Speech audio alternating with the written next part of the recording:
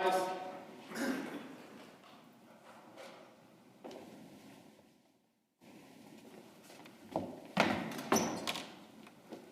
ye, hear ye, hear ye, all persons having anything to do before the Honorable, the Justices of the Appeals Court, now sitting at Boston, within and for the Commonwealth, draw near, give your attendance, and you shall be heard. God save the Commonwealth of Massachusetts. Court is open. Please be seated.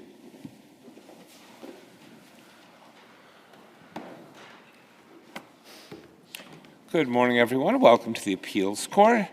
I am Justice Rubin, and I am fortunate, and you are fortunate, that I'm joined by two excellent colleagues today.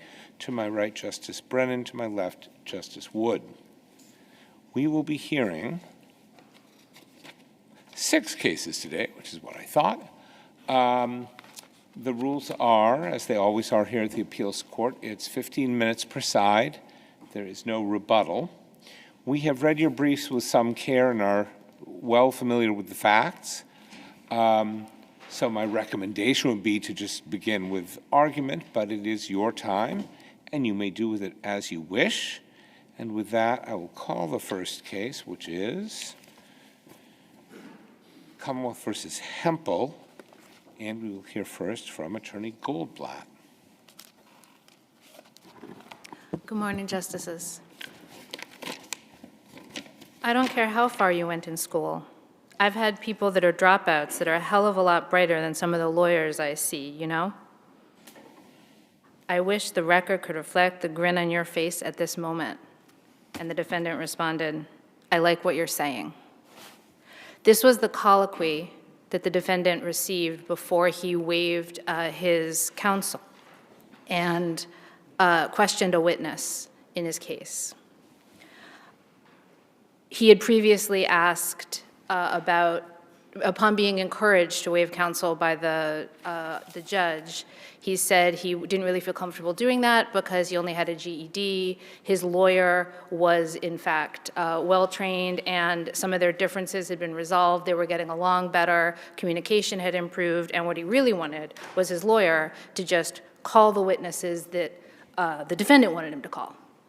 And instead of explaining to Mr. Hempel that that's not how it works, that a lawyer is the one who decides whether to call witnesses, the judge encouraged him to take over his own defense and question the witness himself. I don't disagree that that is the way it has always worked, but why should it be the way that it works as opposed to assuming for the moment an intelligent, reasonably well-informed and experienced, at least in the context of the system, person being able to direct their own defense?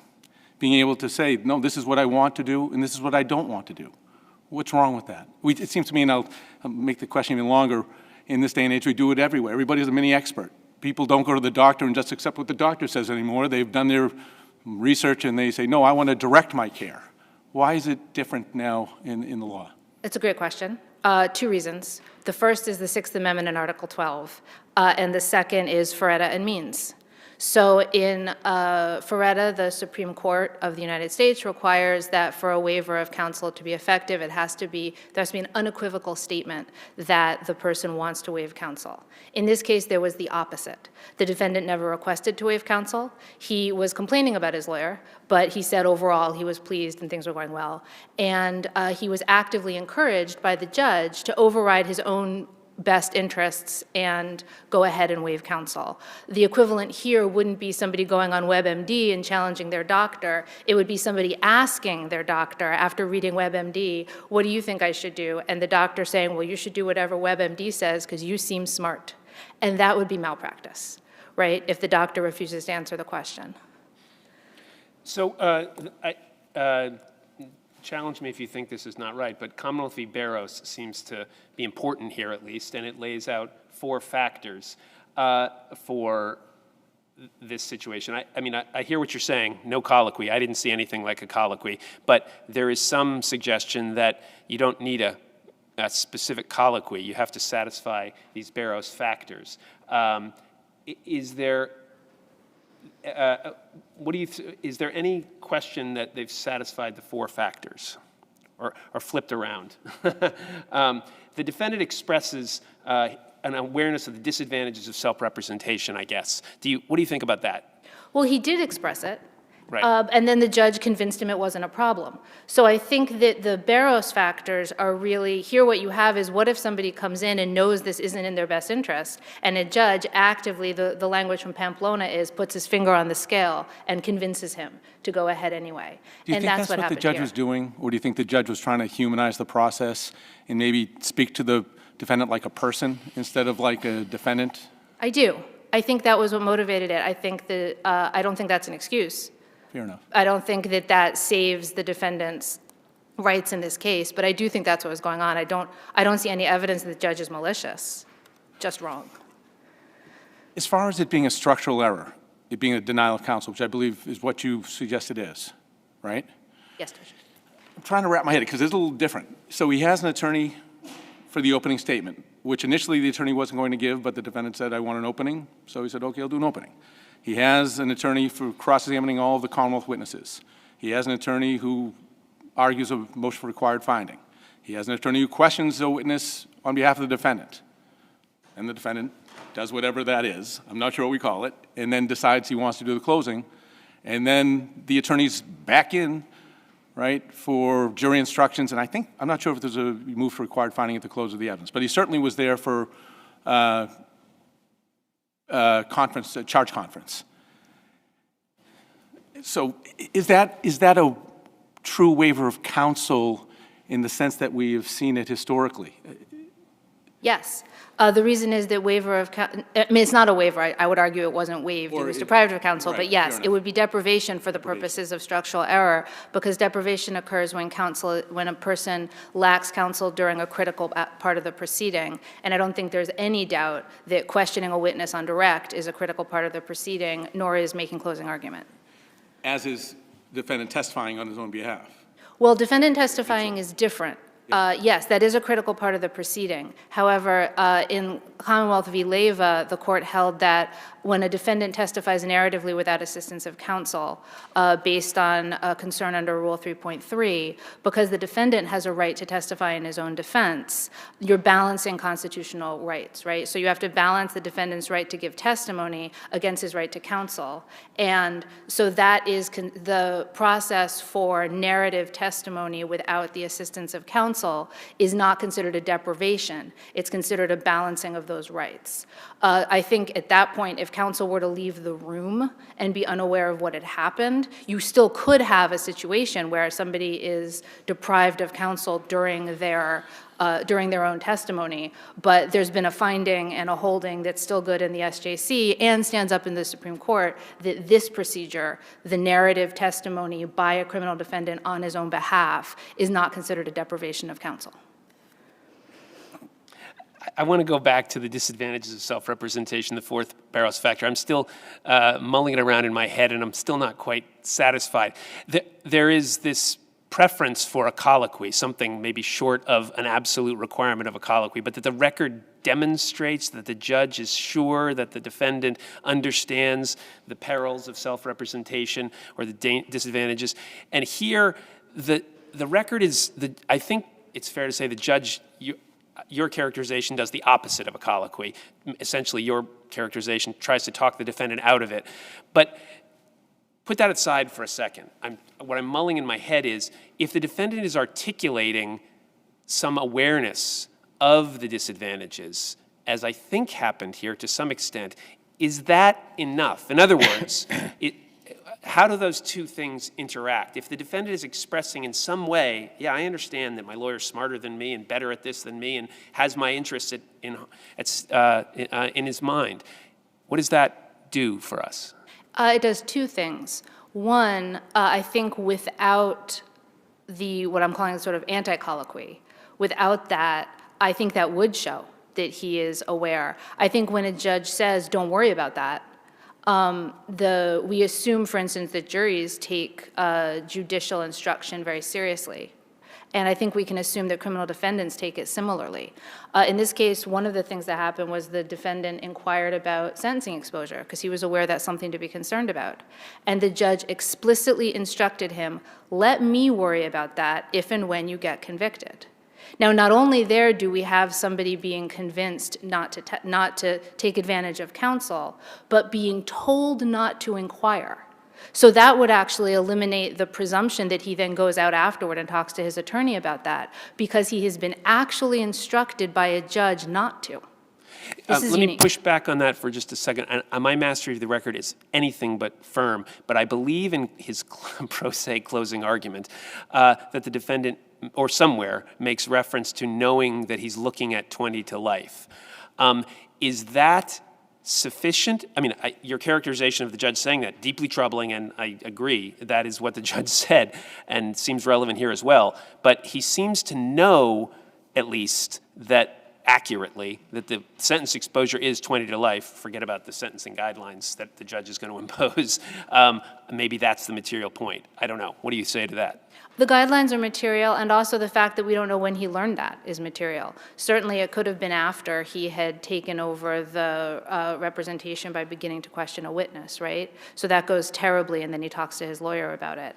There's no telling, and the presumption is that he followed the judge's instruction. So he did not know at that at the moment that he supposedly waived, he did not know what his sentencing exposure was. Okay, right. So you're sorry, I just want to clarify what you're saying. You're saying, chronologically, the moment he takes over, we don't know when he learned about the 20 to life piece. Theoretically, he could have learned about that after he had already waived counsel without a colloquy. Yes, Right. and for the direct appeal, this matters because it was the judge's job to figure out whether there was evidence that he understood sentencing exposure before he waived.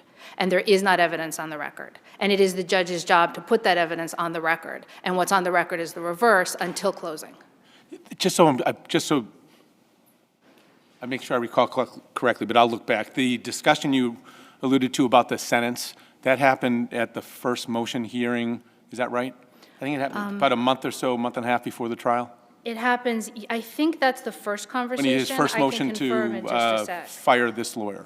I mean, I'm using the colloquial, but I think that was the first, I do think it was the first. I can look that up and get the that's okay. No, exact- I'll yeah. go back and look at it. I know that, I just looked at this, so I know that transcript pages 560, appendix pages 560 are already the second. So if you're looking at the citation and it's in the 400s, it's the first, but.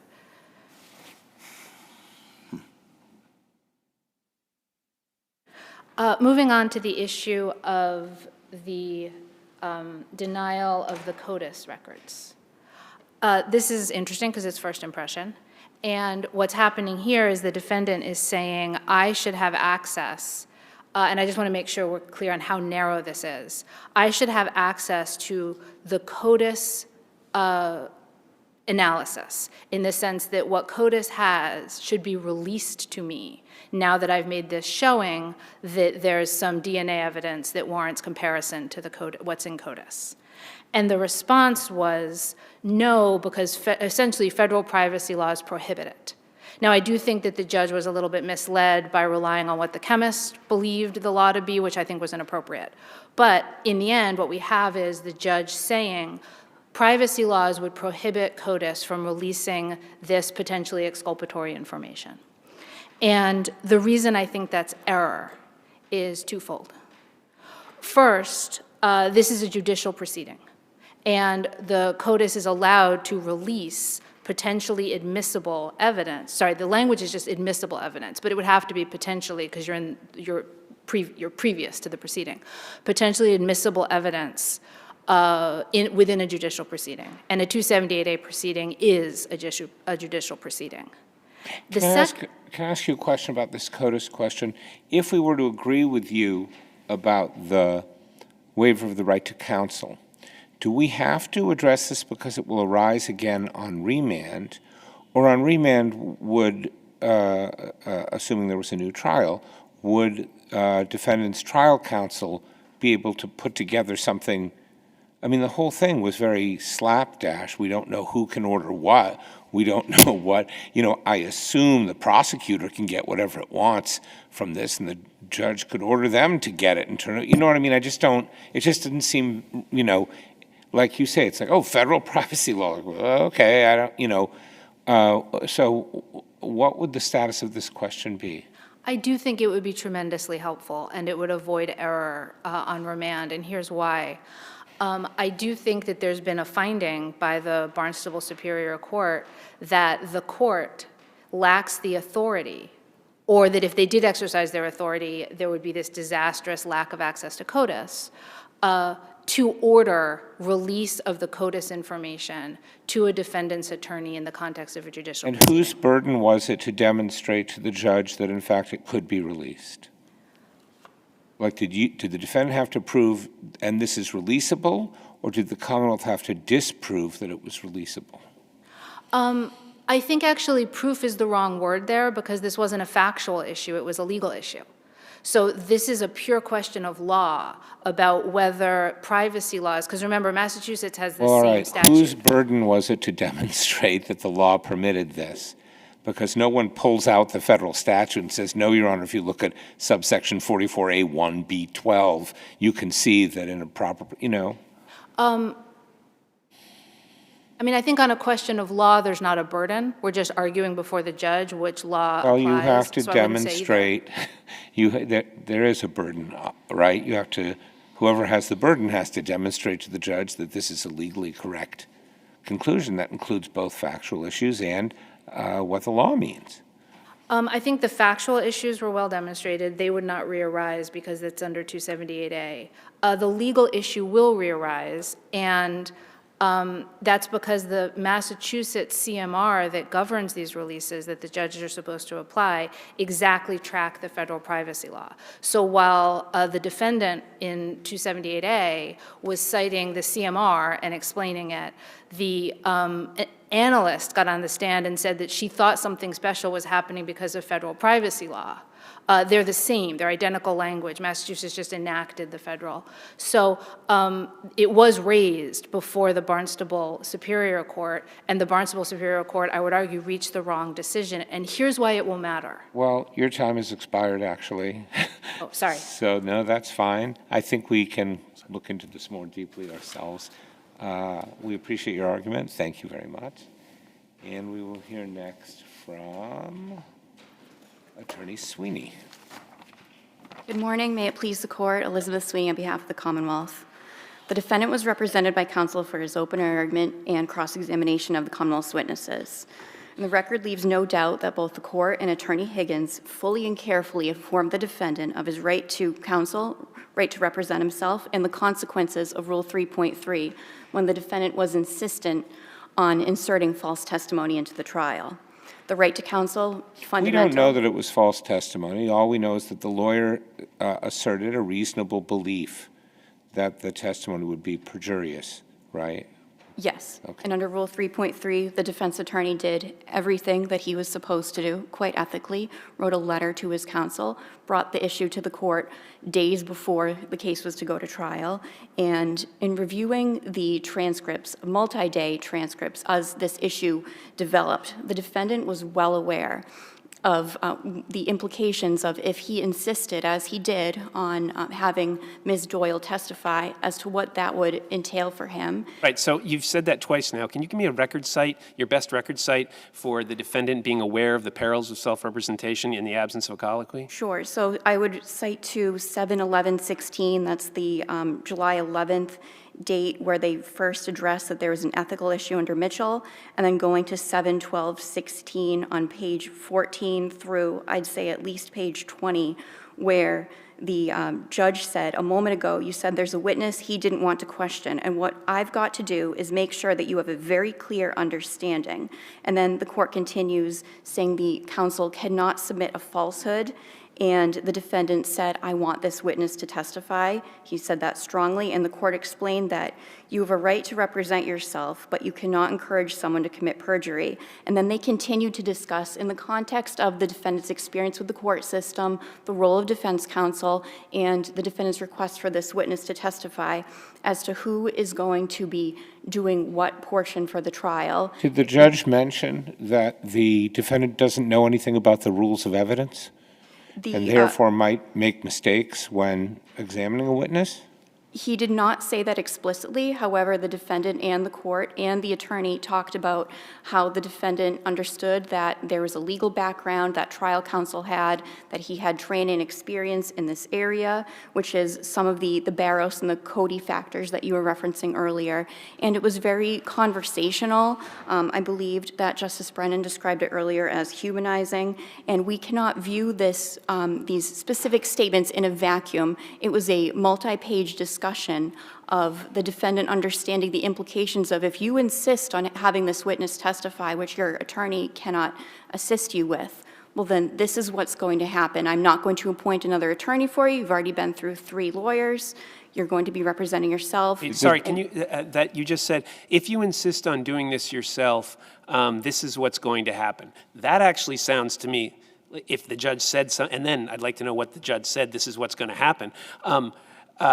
I'm not sure what you mean, but that sounds like a colloquy, but I don't remember seeing anything like that in the transcript. I was paraphrasing her. A moment ago, you said there was a witness that he didn't want to question. What I've got to do is make sure that you have a very clear understanding, and that was on page 15 as they continue on going through the discussion. And the defendant is asking questions about, you know, I understand that he has a legal degree, he has legal experience. The judge is explaining to him that he has a right to represent himself, but the defendant cannot, or the attorney cannot encourage somebody to submit perjury in the court. So, I'm sorry. Nope. No, go ahead, go ahead. Could you point to where or how, I know there was some reference by the defendant to 20 to life, but how do we know that at the time he questioned the witness and then presumably chose to make his own closing, that he was aware of the seriousness of the charges, if you will? There's It's obvious, I suppose, but There's no we don't need to know transcript that. So cite you get for it more that. than it's obvious. However, in the transcript back on May 26, 2016, the only issue that counsel brought to the court's attention was, we have an issue of he wants to call a witness, and I don't want to call that witness. There's no issue about he's not cooperating with me, he's not understanding what I'm saying to him, we're having an irreparable breakdown. It's just this issue with this one witness. Do you disagree that this is at least on some limited basis a absence of counsel? I suppose it's called a waiver of counsel because then you have to have a waiver of counsel colloquy, so let's leave it at that. That the defendant, by questioning the witness and making a closing, delivering a closing on his own behalf, has, at least to the extent this exists in our system, waived counsel for those limited purposes. That is exactly the Commonwealth's argument under Mitchell and Lieva, Okay. where if counsel references or has to use Rule 3.3, then there's I'm going to call it a rule-based relinquishment, which is what Lieva cites to, where if counsel cannot represent the defendant, because this problem would, if there was a colloquy, it would keep coming up with next counsel, assuming that this Okay, so let me stop you there. So assuming that that is the case, why do you disagree then that the Barrows factors apply to that rule-based relinquishment? Not that you have to do it in a formal way, but at least that there's got to be some record evidence that the defendant was adequately aware of the seriousness of the charges, the magnitude of the undertaking, the availability of advisory counsel, and the disadvantages of self-representation. I think I could probably give you 2, 3, and 4. Talk to me about number 1, the seriousness of the charges. So to go back to the first part of your question about do I disagree that that's applicable to this set of facts, I would point the court to Mitchell, where in Mitchell, in analyzing this issue, except where a defendant wanted to testify himself and commit perjury, the court says there's no need for a colloquy, but the defendant has to understand his right to testify, which I would interpret now as the right to introduce this evidence as witness, the right to counsel, and that an attorney cannot introduce false evidence. Sure. So those I think prongs I'm comfortable there. I think I'm reasonably comfortable with that extrapolation Yes. of Mitchell into this, but then when he says, I also want to do my own closing.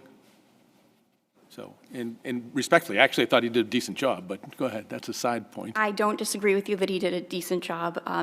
Turning to the transcript pages after the Ms. Doyle testified, you can see that there again is an issue where this attorney cannot introduce that testimony about Ms. Doyle.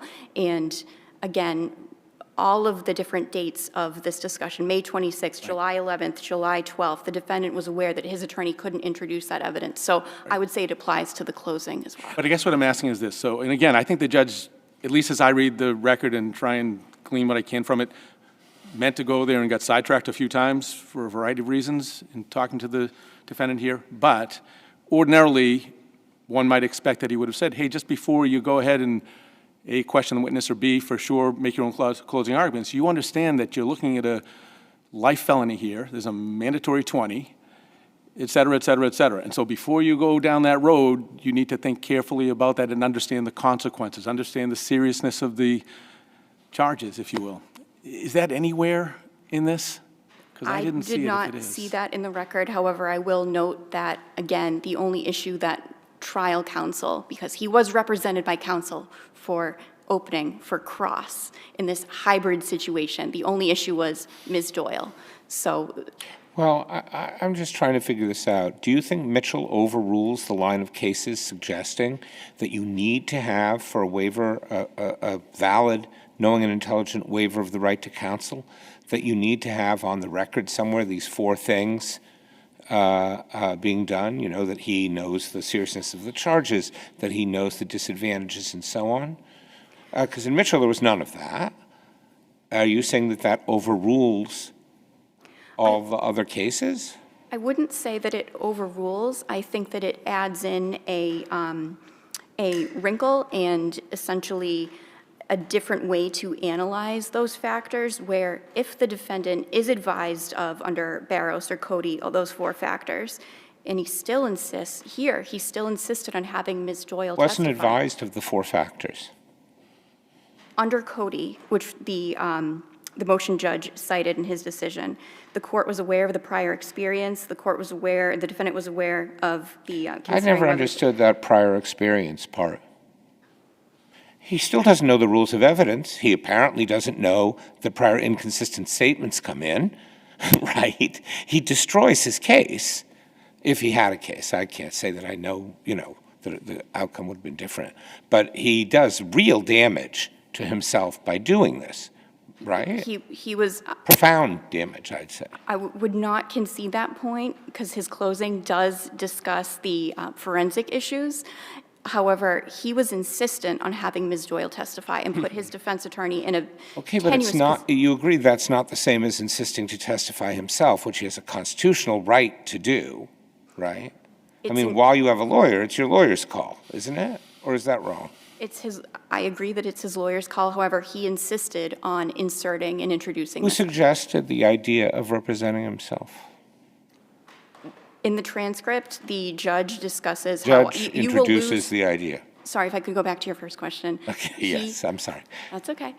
This is his third attorney, and he insists on the eve of trial of introducing this evidence. And the judge said, I'm not going to appoint another attorney for you. And that's We're fine. going to have a multi-day discussion of understanding, do you realize that your attorney cannot subordinate perjury? He cannot put this witness on.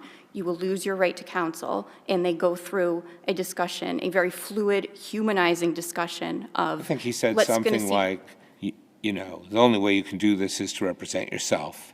Maybe he even recommends it. I don't remember the exact verbiage. I wouldn't say that he recommends it, but they discuss, okay, under Mitchell, this is the case, they cite Mitchell, who is going to be carrying the ball. They had a private meeting out of the courtroom with counsel. The defendant and his attorney had a discussion. No issues there, no indication that there's a problem. They come back and they say they conferred. Higgins is going to do the cross, the open and the closing. Hempel is going to do the witness and himself, and all parties are satisfied. If we endorse this, I'm sorry, if we endorse this practice, because again, put aside the Mitchell and Leva situations where it's the defendant's constitutional right to testify, but if we endorse this practice, aren't we practically creating a complete mess in the trial court where the defendant is going to say, well, you do the opening and I'll do this witness and I'll cross-examine that guy, but you know, I want you to examine this one.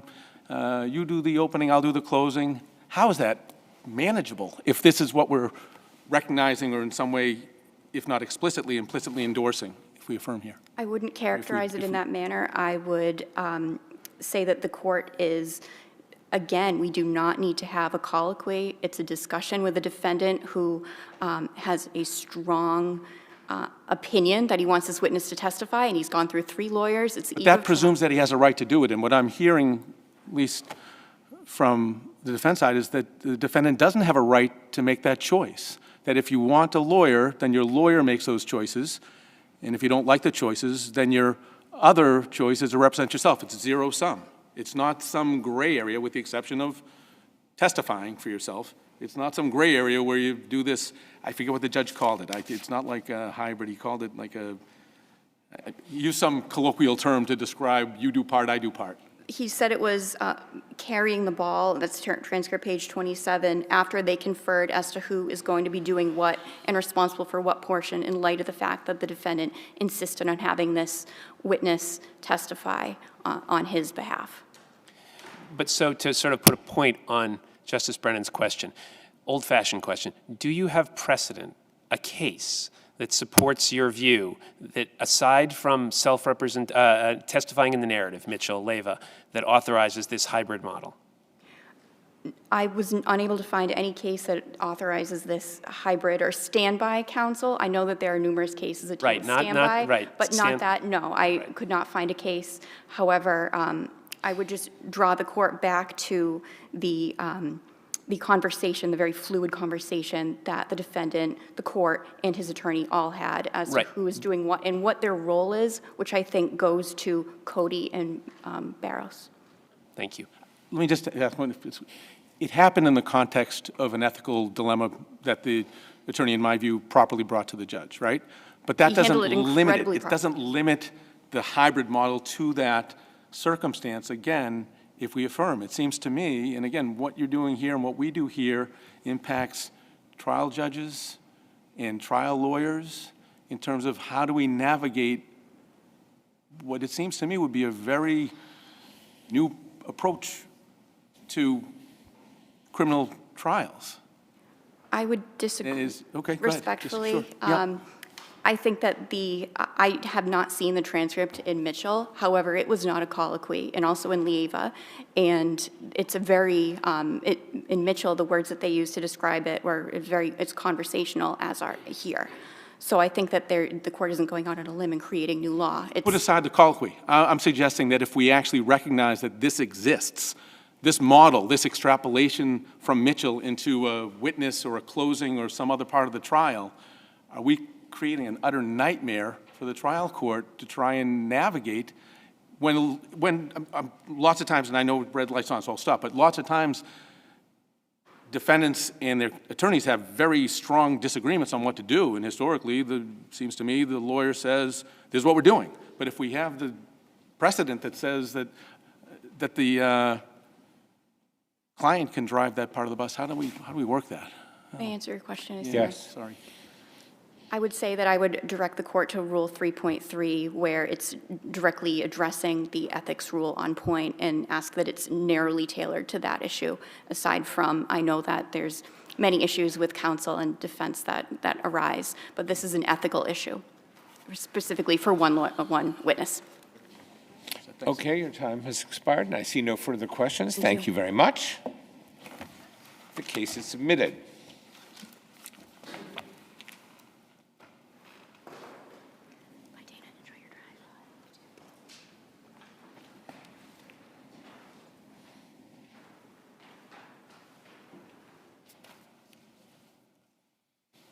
The next case we will hear is number 24910, Commonwealth versus Pacheco. I remind the parties that this is partially impounded, so please abide by the impoundment order in the context of your argument. And we will hear first from Attorney Peterson. May it please the court. Good morning, Your Honors. Jennifer Peterson on behalf of Mr. Pacheco. Your Honors, Mr. Pacheco was denied a fair trial by an impartial jury as a result of being shown handcuffed and in custody without so much as an instruction from the court to the effect that the jury was not permitted to make any negative inferences from the fact that he was restrained. Defense counsel didn't object to this, right? No, he did not Substantial object. risk, we have to determine a substantial risk? Substantial risk, yes, but I think to a certain extent it has a constitutional dimension as well, Your Honor, because the law is really settled that visible restraints are highly prejudicial, and it's also settled that a trial judge has an affirmative duty to protect the defendant's right to a fair trial and to instruct a jury properly. Right, but constitutional rights can be waived.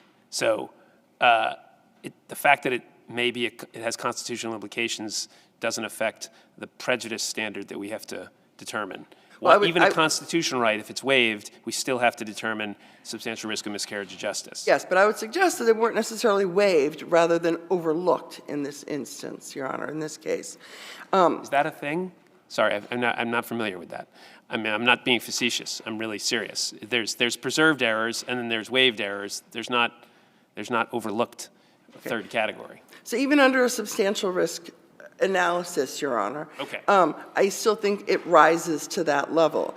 And, here, the evidence was that, the courtroom appearance, it created a real risk that the jury could be improperly influenced. And the judge, when there's a risk of improper influence on a jury, the judge has an obligation to respond.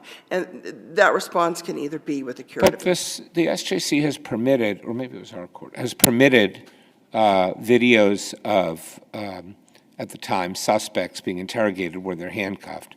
Those are not always barred, right? No, they're not always barred. But So before we get to substantial risk, we have to figure out if there was an error here. Because no error, there can't be a substantial risk, right? Well, I mean, the Commonwealth makes the argument that defense counsel didn't object to the admission of the videotape. And while that's true, substantively, as far as its admission goes, it's a party opponent, a statement of a party opponent. It was admissible on that grounds. However, neither the judge nor defense counsel nor the prosecutor seemed to address this issue. This issue being whether it was more unfairly substantially more unfairly prejudicial than probative. Yes. Okay, so it's a regular evidentiary ruling. And there was no, and I would suggest that the case law in this area, including by the SJC, suggests that there needs to be a weighing. And that while there are certain circumstances where juries are permitted to see videotapes of defendants in custody and restrained, that there needs to be a weighing of the probity versus the prejudice. And there was no such weighing here. Like I said, there was just... Okay, but we then have to figure out, was this within the judge's discretion or was it not? First, we have to find there was an error. That is, that it would have been or was an abuse of discretion to let this in. And how are we supposed to do that? Which handcuffed videos are allowed, which ones aren't, and which side of the line is this on? Well, I would suggest that the requirement would be that there needs to be an acknowledgement of the issue, that there... That doesn't sound right, because we have to find prejudice as well, right? So we need to figure out, well, first we need to figure out if there was an error. Well, I mean, You're saying that even if the judge would have let it in properly, we have to send it back so that someone can raise the objection so the judge can then say, yeah, I'm letting it in, right? Yes, but... That's not how it usually, I mean, you could bring a new trial motion if you think the judge made a mistake, but it's not, we don't usually say, oh, you didn't go through X, it would have come out the same way, but we're going to send it back for a whole new trial so you can go through X and come out the same way. Well, we can't know how it'll come out the same way. Okay, I but think... we have to figure out, actually, whether it could come out the same way, right? Because the judge has discretion in this circumstance, right? Yes, but I think DEC makes clear, the Supreme Court makes clear, as well as the SJC makes clear in its rulings, that seeing a defendant in shackle does undermine the presumption of innocence. Couldn't agree more. And that's the bedrock of our constitutional foundation. But the SJC has said, yet sometimes this can come in. Is this one of the sometimes when it can or not, and why? And there was no determination. I hear you. So I I'm think- I asking think you a we should err different on- question. I'm- I'm not interested in, should he have gone through a not raised by anyone, or she, not raised by anyone issue. My question is, which side of the line does this fall on? If it's de minimis, right, then it's de minimis. If it's more, then it's more. And at some point, it's impermissible, but at some point, it's permissible. Which side is this on? And I think I think the default is that there is prejudice, so it needs to be addressed. And as far as the analysis goes, I think it's case by case. And I think there are going to be different factors in each case. And in this particular case, this was a credibility contest case. So the fact that to have an arm of the state, to have, Mr. Pacheco in custody, in restraints during his conversation with the police. Can I answer on that question? The jury, whether he's shown on the video in handcuffs or not, they were aware that he was in custody at the time. They were aware that he was in custody. So, and beyond that, the video was redacted in some ways. Right? There's some conversation about this is a redacted copy. So Yes. clearly, both sides looked at it and presented it to the judge in something other than in the original form. Yes. And evidentiarily, too, there's no argument that it was inadmissible. Solely the issue, that is being raised has to do with the restraints that were shown. And the judge could have done two different things. So you're saying it's structural error, automatically requiring reversal. I would make that argument, Your Honor, yes. You are making that argument. Yes. That showing a video, even though it might well be admissible, there's no objection, that it's a structural error, and we have to go back and have a whole new trial, so the judge can now, with the lawyer saying, I object, Your Honor, I think this is too unfairly prejudicial, they have to do that. We don't have very many structural errors. And it seems to me evidentiary rulings are rarely structural error. But you're saying, your argument is, it doesn't matter what the video shows. We know it shows, a person with handcuffs, or a handcuff. I don't really know how it is. And that's all we need to know. It is immaterial to our decision how bad this video is. I think the presumption of innocence is the bedrock of our criminal justice system.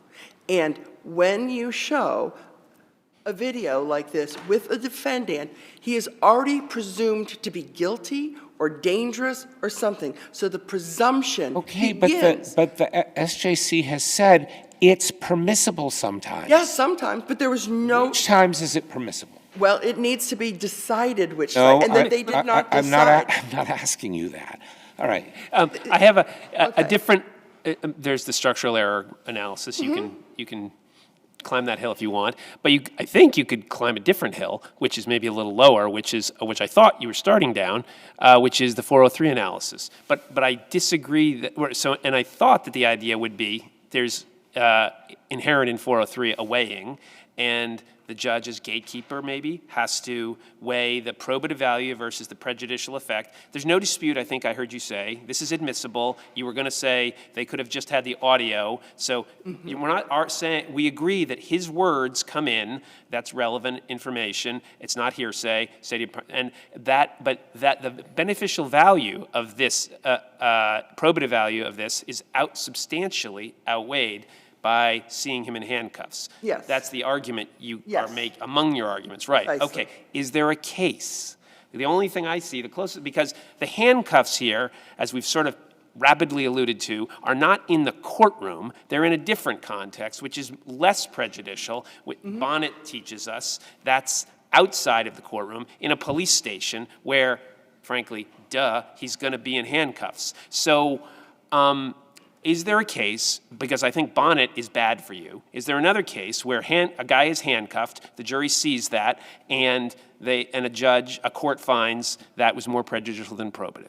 I'm not aware of another case aside from Bonnet, but I think Bonnet says that it was determined to be somewhat less prejudicial for jurors to see him in custody in the police station. Right. It wasn't that it wasn't prejudicial, just somewhat less. Fair. And that's because, with it doesn't come the implication that the trial judge that's overseeing the trial is the person that made the decision, that he was so dangerous or so guilty that he needed to be restrained, as opposed to having the police. But it's still a judgment by the state I agree with you. of culpability. So I don't think Bonnet is necessarily 100%, It's somewhat supportive. I agree. I hear what you're saying. Yes, it's somewhat supportive. There is some prejudice there. Right. Is there a case in which an appellate court has affirmed the way or concluded that the viewing of handcuffs alone outside the courtroom substantially outweighs the probative value of the defendant saying things? I haven't seen a case. It could be ARCILIO PACHECO, Your Honors. All right. But All right. There isn't a case. But to get back to your other question about the standard of reviews, I think by default we have to start with the presumption of innocence. So we have to start that it's structural error. And then So which evidentiary questions does the judge have to address sua sponte? You're saying this one should have been addressed sua sponte? Yes. Which other questions bear on the presumption of innocence? Don't all the pieces of evidence put in by the Commonwealth make the person appear guilty? Because their job is to make the person, if it's true, to make the case that the person is guilty. But this is an arm of the state. This is not It's always the Commonwealth. it's always an arm of the state. The prosecutor's an arm of the state. But this is the prosecutor does the prosecutor's job. This isn't the judge or, I'm asking you which other evidentiary rulings automatically require reversal because they burden the presumption of innocence. Failure to have, because most evidence comes in without objection, right? Yes. Has to. I mean, a trial would take years. So lots of stuff comes in, and sometimes we get claims of error, saying that shouldn't have come in. It was unfairly prejudicial. We hear that a bunch, right? Of course. And then we have to look at it. And you're saying, no, don't you look at it. You send it back because, at least in this case, you say, the error is the judge not weighing it, so it doesn't matter how it would have come out. I would disagree. I think that's one of the errors. I think the first hill he has to get over is acknowledgement of this error, this problem of showing the defendant the prejudice that accrues Bonnet to has him. already, we can't overrule Bonnet.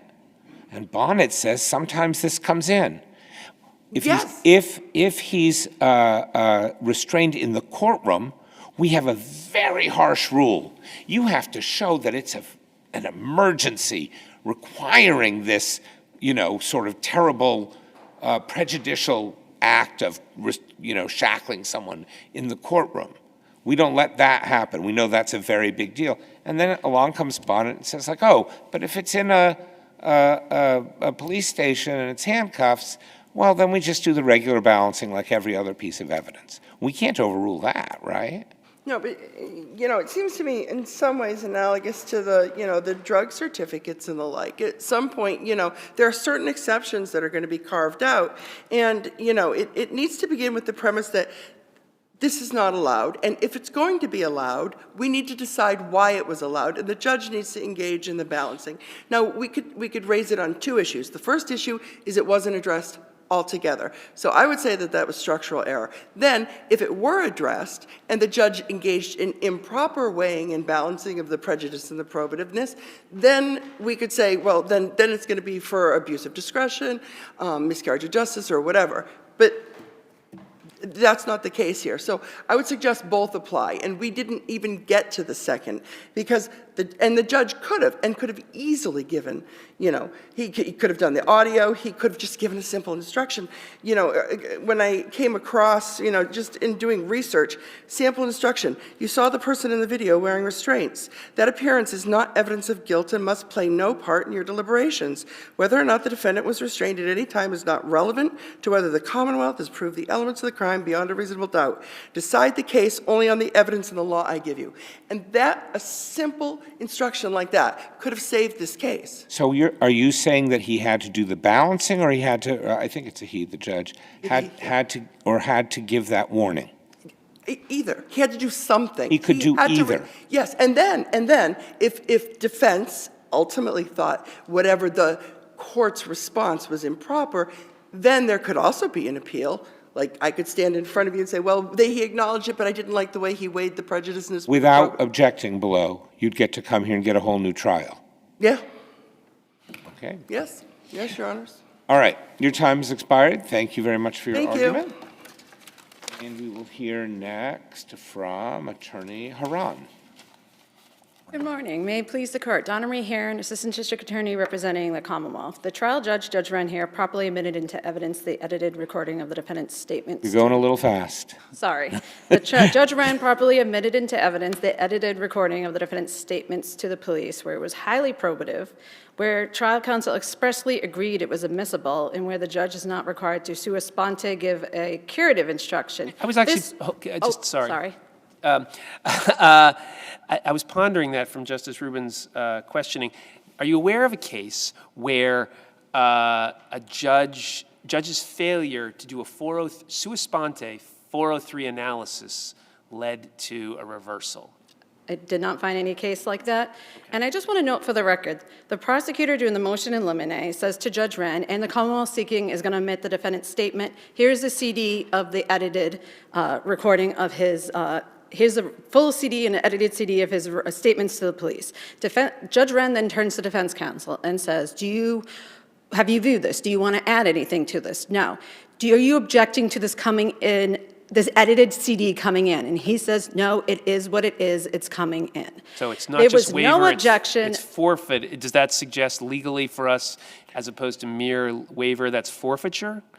And does that change our standard of review? In other words, what more do you get out of that beyond substantial risk? Well, there's a suggestion that there was no analysis done whatsoever. Okay. Judge Wren was not required to do any analysis, where he directly asked defense counsel, do you have this? You've seen it. Are you objecting to it coming in any way? And he says, no, it is what it is. Well, theoretically, I mean, that's an interesting question to me, at least. Theoretically, there could be, a judge as a gatekeeper has an obligation to ensure certain things in a process, one of which is the reliability of evidence.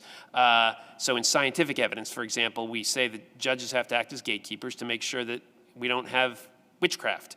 Sorry to any witches out there. But so here, arguably, and I don't think I've ever seen a case, if it's more prejudicial than probative, theoretically, a judge could say, hold on, as gatekeeper, I want to keep this reliable and not a passion play.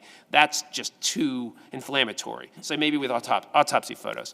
But I don't know that I've ever seen a case in this context that's anything like that. That's what I want to be clear. Yes, no, both parties agree that it's admissible. And I also want to point out for the record, defense counsel during cross-examination of the detective is the one that brought out that the defendant was handcuffed in the video. He says to the actual detective, and this is, I have the page, this is volume 2, page 105. The first question he asks is, Mr. PACHECO was in custody when you talked to him, correct? That is correct. And he's in handcuffs in the video, isn't he? That's correct. That's defense counsel bringing that The up. judge gave a humane practice instruction? Yes, there was a humane practice instruction actually over the defendant counsel's insistence that there doesn't need to be one. So Judge Wren was clearly But the doing his prosecutor gatekeeping. didn't ask for one either. Yes, no, she actually did. The second day of trial, Your Honor, the Judge Wren brought up again that he believes there should be a humane practice instruction, and the prosecutor says, I totally agree with you, And Your Honor. was there any argument about voluntariness made by the defense? His argument was that it was all consensual and that he tried to explain, which is why it's so highly probative, why what he said, when he repeatedly denied having sex with the victim, he tried to explain, and he relied on the defendant's testimony as to what he meant by that.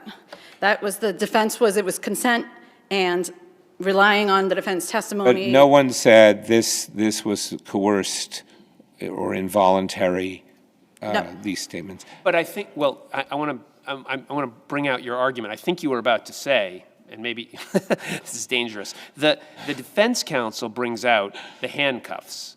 Yes. I think that the implication there, buried in there, is that the defense counsel found an advantage to letting the jury know that he was handcuffed.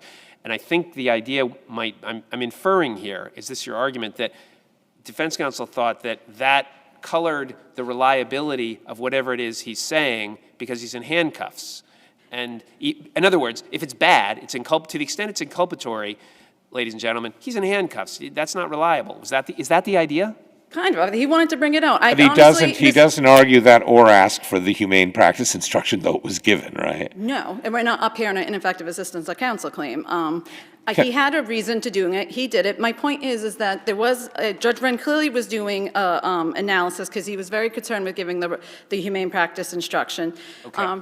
And so it's not like he was not using his gatekeeper function at all and was just like, whatever comes in, comes in. I think the record supports that, although it's not explicit on the record, that there was a probative value versus prejudicial effect analysis, which I suggest the record supports that this was highly probative, given that the defendant repeatedly denies having sex with the victim, and then lo and behold, when his DNA is found inside her vagina, then he has to go and explain. That's why it's highly probative. It is certainly probative. Let me ask you this. I'm going to try sort of the same question I tried with Attorney Peterson.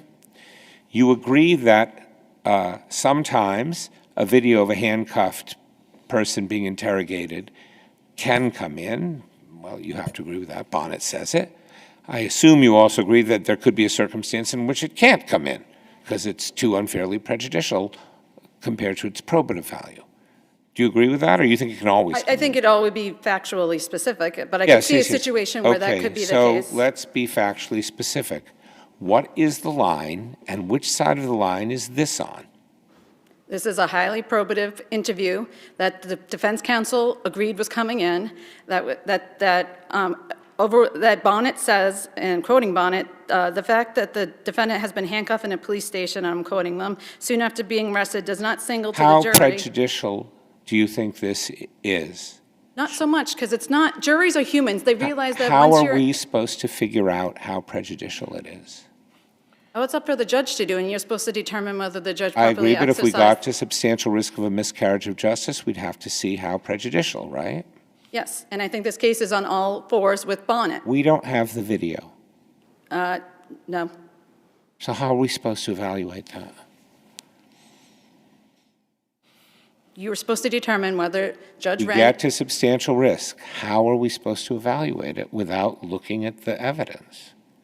Well, first of all, it's not the Commonwealth's burden to provide the video because it's not our claim to be raised. That may be. And I actually did reach out to defense counsel and asked if she was planning on transmitting the exhibit or providing a copy to the court. No, I gather the defense position is the error is not about how this comes out. It's about the fact that there was never an explicit discussion of it.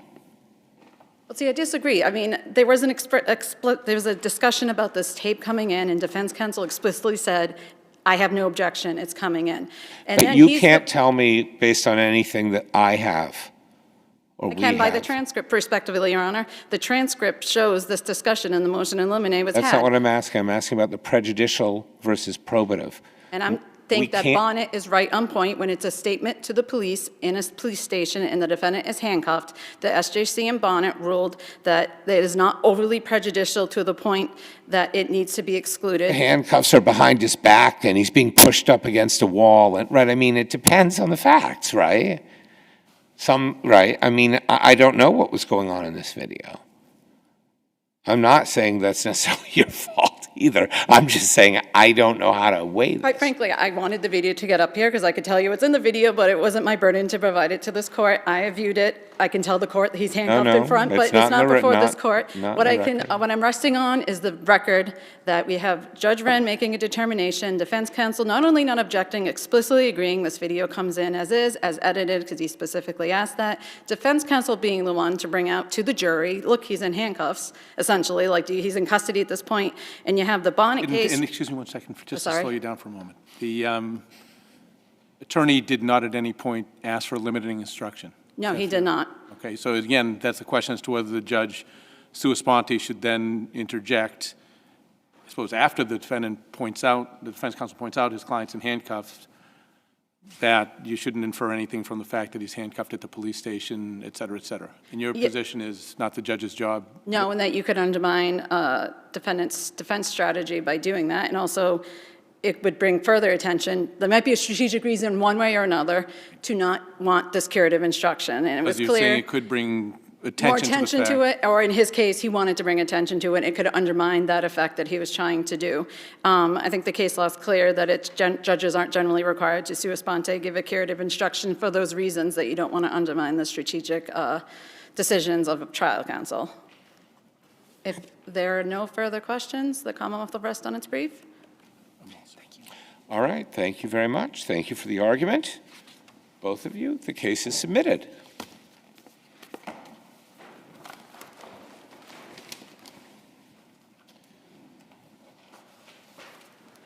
We turn to our third case of this morning, after which we will take our traditional 10-minute break.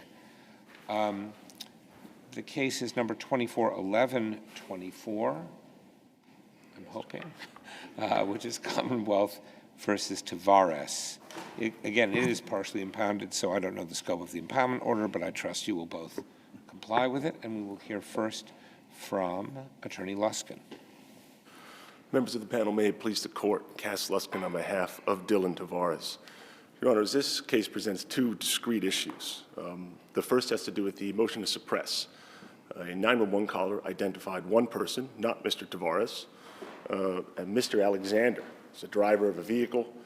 He was brandishing a firearm. The police knew him, knew he didn't have a license to carry, so they execute a traffic stop, at which point they not only exit order, but pat frisk Mr. Tavares, who was the passenger in the vehicle. The Commonwealth asking this court to hold that essentially the particularized reasonable suspicion required under Torres-Pagan and related progeny is met when someone is simply associated or merely proximate to the person for which there is suspicion. All right, so let's be a little bit more precise. So first of all, there's at least three phases here, and maybe a fourth. But the reasonable suspicion to stop the car in the first place, you're not disputing that. They have for the reasons you just articulated. So then the next issue is the exit order, and it's not clear to me if you're challenging the exit order, but the standard for the exit order under Torres-Pagan is distinct from the standard for pat-frisking somebody to determine whether they're armed and dangerous. You agree with all that? I agree with that, and in fact, we're not challenging the exit order or the stop. Okay. Sorry. So can you say it again? We don't challenge the exit order or the stop. Okay, all right, so we're dealing with the third phase under the second part of Torres-Pagan, the propriety of the pat frisk of your client, right? Yes, Judge. Okay, sorry, go ahead. Thank you. Can I ask you on that question? I didn't see it in your brief. I didn't see it in the Commonwealth's brief. I didn't see it in the judge's findings. And maybe there's a reason for it, but Detective Darmafal, if I'm saying it correctly, a transcript of the motion transcript pages 52 and 53 says that when Alexander is out on the side of the car, he points at your client and said he's got the gun, in effect. And it seems to me that's before your client's taken out of the car. Well, the timing, of course, is unclear because the extent of Darmafal's interactions, they kind of move off screen, and I did submit the video for the court's interaction. Right. With respect to Darmafal's, the alleged... Hang on, he says, Tyler, out of the motor vehicle, he immediately told me he didn't have the gun, and he pointed to the defendant and said he had it on his person. That's I don't know why, I mean, maybe it's just because the judge made the decision in the flow and was going off notes and missed it, but there's no cross-examination that would seem to dispute that. It seems to me that that's in there. And if that's the case, isn't that end of story? If he says, well, no, I don't have the gun, he's got the gun. Well, Your Honors, I would point to the video here. There's obviously a big section of my brief that addresses clearly erroneous findings by the judge. This is a situation that the judge did not make findings in his order regarding what Darmafal said or didn't say. And in reviewing the video, which was submitted and I think is documentary evidence for this court's review, you don't see that sort of interaction happen. You can see the initial interactions with Mr. Alexander at the side of the car. There's certainly no pointing or nothing along those lines. So Darmafal's recount of this statement that's being made, the only place that it could have reasonably happened based on the video that this court has would have been some 20, 30 seconds later, which is at the same time that Mr. Tavares is already being frisked and kind of dragged out of the car and pat frisked. And so The facts, it seems to me, in which you base your argument exclude those findings that you argue are clearly erroneous, the findings made by the judge. Is that fair? fair. Assuming for the moment, without conceding, that we disagree and do not agree, again, disagree that they were clearly erroneous, and we conclude that the video just doesn't give us enough based on the dash cam and all that to figure it out, and we accept the judge's findings. Do you have any argument based on the judge's findings, if accepted, that the police did not have a reasonable suspicion that your client was armed and dangerous at the time that they conducted the pat frisk? Well, it's certainly a much weaker argument. It's still one that I would advance. A situation like this where we're dealing with proximity and the inclusion of factors like nervousness or something that he's kind of aggressive and disrespectful to the police, this, I think, relies in large part on this Sweeting-Bailey analysis having to do with other passengers in a car. And that analysis, at face, I think, needs to be restricted to those types of facts. Okay, but I don't see why it depends on Sweeting-Bailey, which I know is a controversial decision for a bunch of reasons. The driver, Alexander, is taken out of the car. If there were no one else in the car, and he were pat frisked and nothing was found, there would certainly be reasonable suspicion that the gun was in the car. Okay. He is taken out. He is pat frisked. There must be reasonable suspicion that the gun is in the car. Now, maybe it's on the person of the defendant, maybe it's hidden under a seat, whatever, maybe it's not there, but reasonable suspicion that the gun is there. Now, let's say that isn't a good enough reason to pat frisk the defendant. There's nothing, unlike with Alexander himself, there's no particular reason to think he has it on his person. There's just, it's in the car somewhere and he's in the car. It could be on his person. But let's say there isn't reasonable suspicion just from unrelated, so far as we know, passenger being in a car where somewhere there's a gun. But then there's testimony that he's doing something with his bag. He's trying to hide it, shove it between himself a little bit and the center console. You say that's clearly erroneous, but I have looked at that video and you can't see anything that the guy is doing. It can't be clearly erroneous based on the video, and the judge credits it. So, okay, so the judge finds that, yes, that's what happened. Why doesn't that give reasonable suspicion, at least that the gun might be in the bag? We'll talk about whether that counts as on his person in a minute. You don't really make this argument. But why doesn't that give reasonable suspicion? We know the gun is, there's at least reasonable suspicion the gun's in the car, and this guy keeps trying to, kind of minimize the visibility of this bag. Well, Your Honor, I would suggest that the kind of furtive movements analysis with these facts is far less significant than you see it in other cases. It's not a furtive movement like reaching for a gun or hiding a gun under a seat. I mean, maybe it's furtive, although everyone, he's out in the open. It's not a very good furtive move if it is. And of course, he doesn't know, apparently, that he'll be getting out of that car, in a second. He seems to think he has some right not to, which, of course, the whole point of this is these are non-consensual orders and searches. But just his, in the middle of all of this, that's where his attention is, just as like, oh, I guess maybe it's in the bag. Not probable cause, not preponderance, not reasonable suspicion. Yes, Your Honor. Well, I would say, first of all, I mean, the notion that the bag is being hidden, it's a bright yellow bag. In fact, it's in the course of the trial. Yes, he fails to hide it because it's right out in the open, and then when he gets out of the car, it's on his person. The bag is not adequately hidden, but that's not what I'm saying. Understood. He's attentive to the bag and tries to do something that might be thought of as minimizing its observability. Precisely. Well, I know that is a judge's finding. I disagree with it. He's pushing a bright How yellow can bag. you disagree with it? He's pushing it towards another officer on the other side of the car. No, he's among other pushing it toward the reasons. center console. I don't know the layout of this interior, but in general, a center console is a little gap between the seat and the center console, and, you know, you could try to stuff something there or behind you a little something. I understand the court's argument. I think, you know, That's not an argument, it's a question, but Right, there is the car is surrounded, and he's, you know, a bright yellow bag may or may not have been moved in one direction or another. Obviously, in my brief, I push back on a characterization of that as something that contributes to the reasonable suspicion analysis. But, you know, at the larger level, you've got an approach that is targeted at a specific person, a person that they know doesn't have a firearms identification card, a person that was seen with the gun in his hand, and very quickly it spills over to a passenger. well, we know that he doesn't have the gun.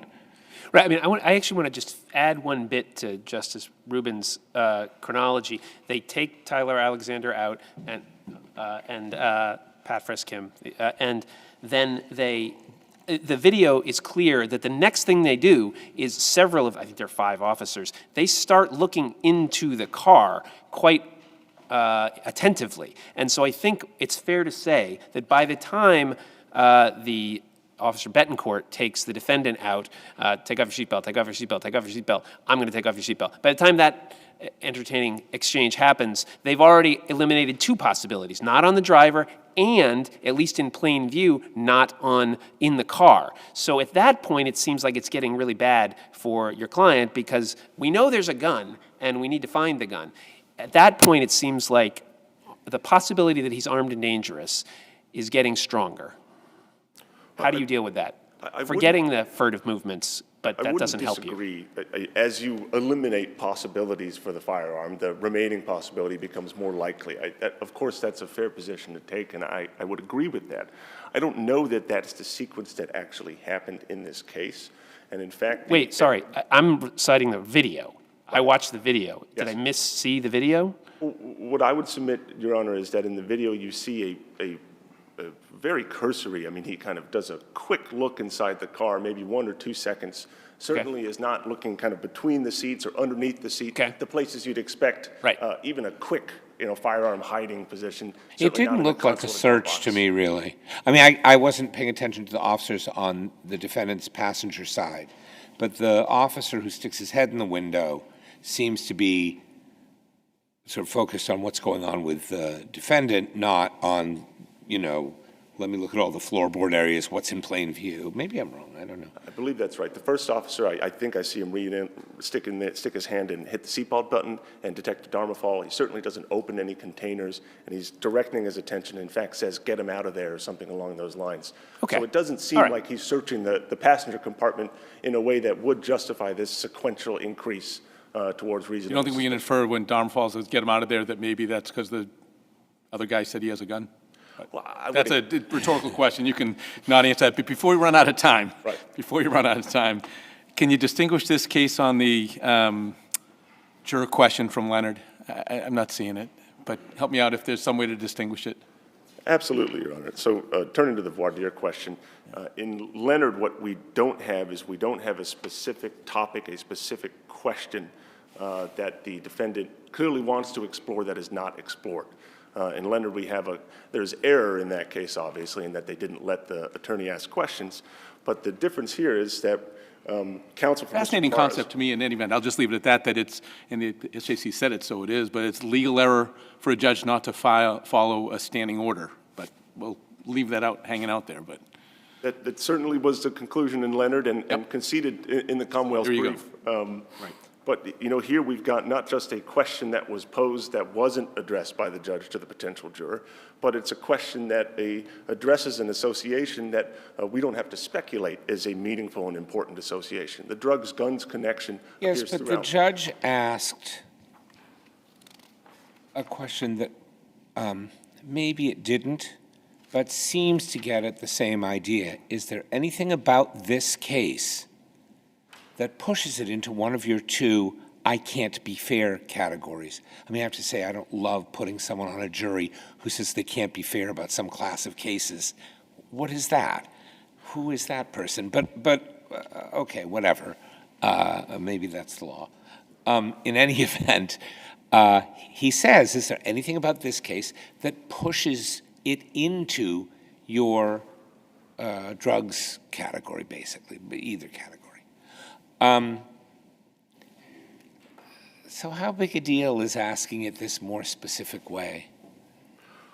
Well, I'd answer that question in two ways, Your Honor. First of all, the question that was asked by the judge is profoundly different than the one that would be asked by counsel. The purpose, in fact, for the standing order and the recognition in Dabney that counsel's questions get at something that potentially judges' questions don't. The judge frames his question, and it's almost a rehabilitation prior to any actual inquiry into this issue. It just says, would it be hard for you to be fair and impartial? It's not, what are your feelings about, drugs? Does it have anything to do with guns? Where's the connection there? And the type of question counsel sought to pose.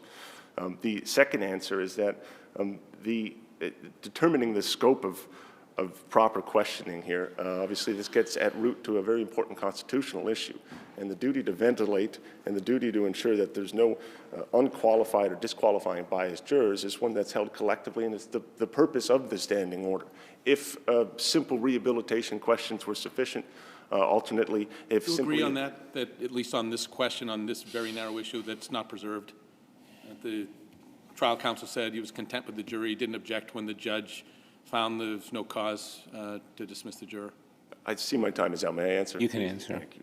I would disagree. I believe that this issue was preserved by the trial counsel's two motions in limine for attorney-conducted voir dire, and also by his attempt to ask this question. There is a point at which failure to make repeated objections obviously is not fatal on appeal, and furthermore, having been denied the opportunity to ask these questions, he doesn't have a record to object for cause. He's done everything that he could have done at that point. Okay. Thank you very much for your time, Your Honor. Thank you.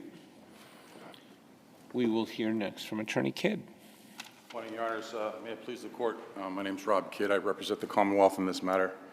I'll start with the motion to suppress issue.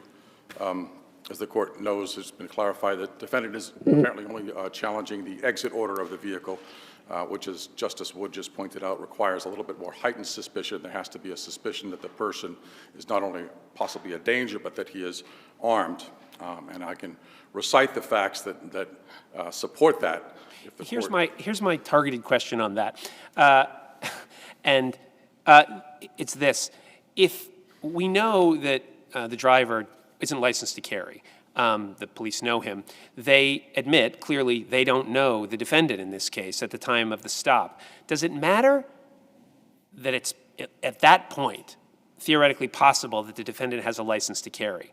On the question of dangerousness, no doubt, I'm throwing that out there. If the video makes quite clear he is belligerent and he is quite agitated at the police officers, and we also know there's reliable information, there's a gun somewhere in here. And so I'm not trying to make light of the potential threat to the police here, but theoretically he's not done anything illegal and that's my question.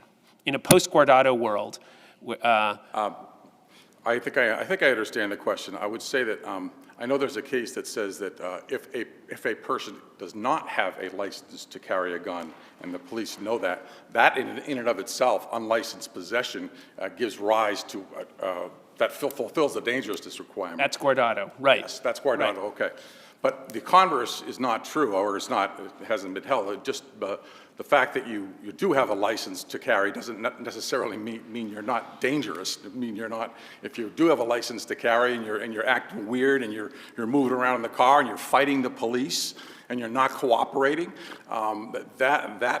those actions in and of themselves are dangerous and were dangerous. Okay, and I take that point. That's a good point. And what is it in this? What are the specific facts here that? I'll grant you reasonable suspicion that he is armed because we haven't been able to find the gun. Right. Reasonable suspicion that he's dangerous for the pat frisk. What specifically do you cite to? So you have to look, and again, it's the whole totality of the circumstances. You can go back to the Ms. Donnelly, the neighbor who made the report of seeing the defendant brandishing the gun and quote-unquote making a TikTok video. It's significant. I don't mean to interrupt you, but wasn't that the driver? Yes, yes, I'm sorry. not the I defendant, said, did I say the defendant? yeah, just Sorry to be about that. clear. Thanks. Yes, good catch. So yes, she sees the driver with the gun. But what I was trying to say is, at some point, she does see the defendant in the same car with the guy that had the gun, and he's in the car with his girlfriend. It's not clear that the defendant actually saw the gun, though. He was in the car when the gun was there. But there was an association between these individuals before the stop. We have that to begin with. And then you just have all the circumstances of the stop and what happened. You just have this defendant who is unusually angry and agitated and nervous and screaming at the police, you know, don't touch me, refusing to unbuckle the seatbelt. He's telling his companion to close the windows and lock the doors. If you buy that, you know, the discrepancy that counsel says it's on the video, if you believe that, but he's moving that bag, he's taking that orange bag and he's pushing it away from the police. And as Justice Brennan pointed out, he's actually telling the police, you know, he has the gun. So that was argued by at the motion by the prosecutor. Judge didn't make that finding for whatever reason, and it's not. Is that why you didn't include it? I didn't see it in your brief. I don't. Yes, why? Yeah, I'm not sure. I don't remember why. What my thought process was of not doing that. Is it something that you think that we can find where it's uncontroverted, or are we confined to the judge's, at least in this particular case, the judge's findings of fact? I think the court can rely, as I understand it, the Ba Meng Jo can rely. You can rely on things that the judge that were not argued below. You can, as long as it's a fact that is in existence. Is there anything that you could point to that you would say tells us that the police were aware before, again, as I understand it, never mind the exit order because that's not challenged, but before they patted the defendant down, that the driver said, oh, he's got the gun, or worse to that effect? Is there anything from the video or from the testimony that would sequence that in a way that we could make that finding? It's not, if you look at the video, the only thing in the transcript is what you pointed out, and it says, as your Honor points out, the officer testifies, I immediately asked him, you know, who's about the gun, and he immediately pointed to the defendant and said it's his. I mean, which seems to me common sense. When you get the guy out and he doesn't have the gun, you say, where's the gun? Right.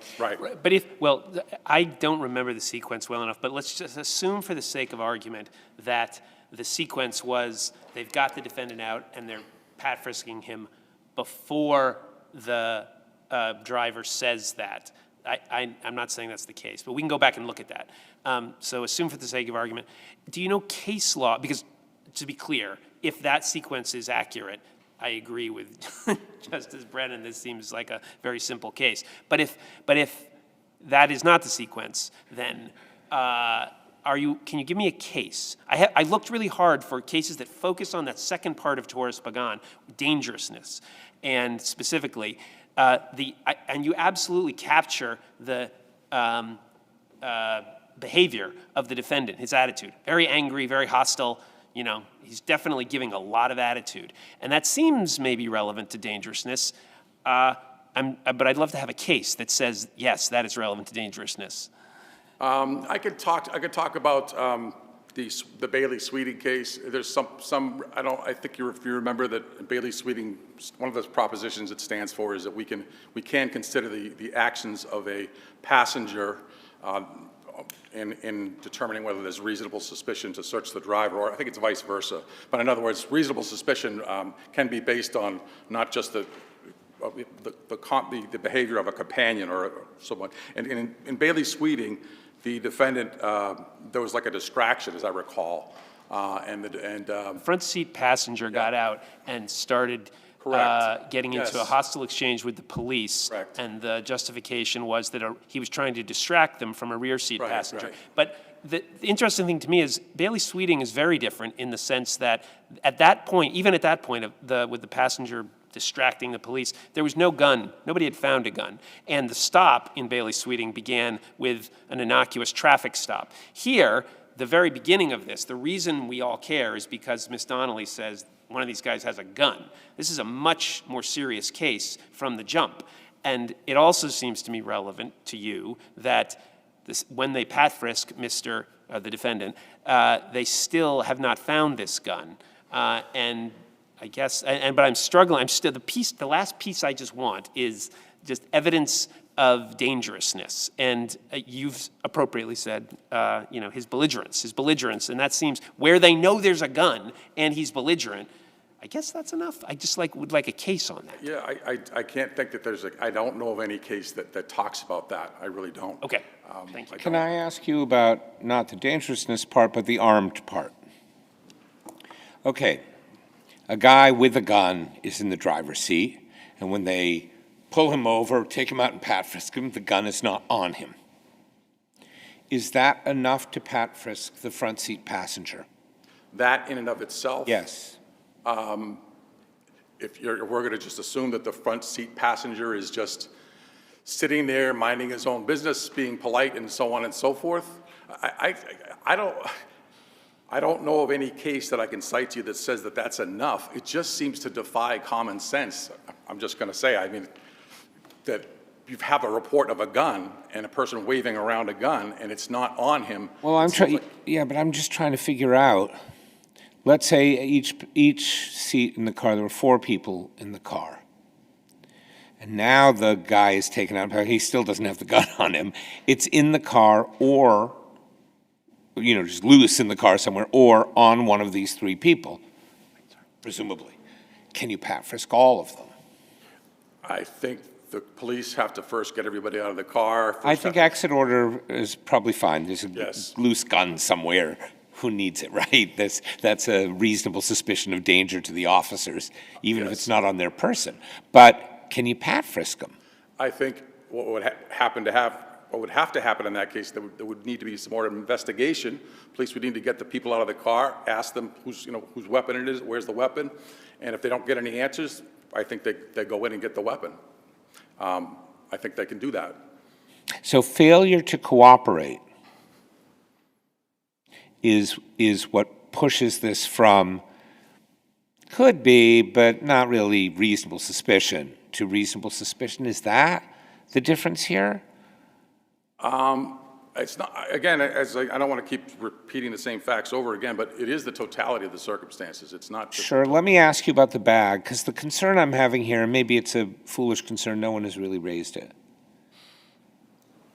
He looks at the bag a bunch, according to the officer, and it's credited by the... I didn't hear you. The defendant looks at this bag, Yes. or tries to push it to the side, or has some attention on the bag.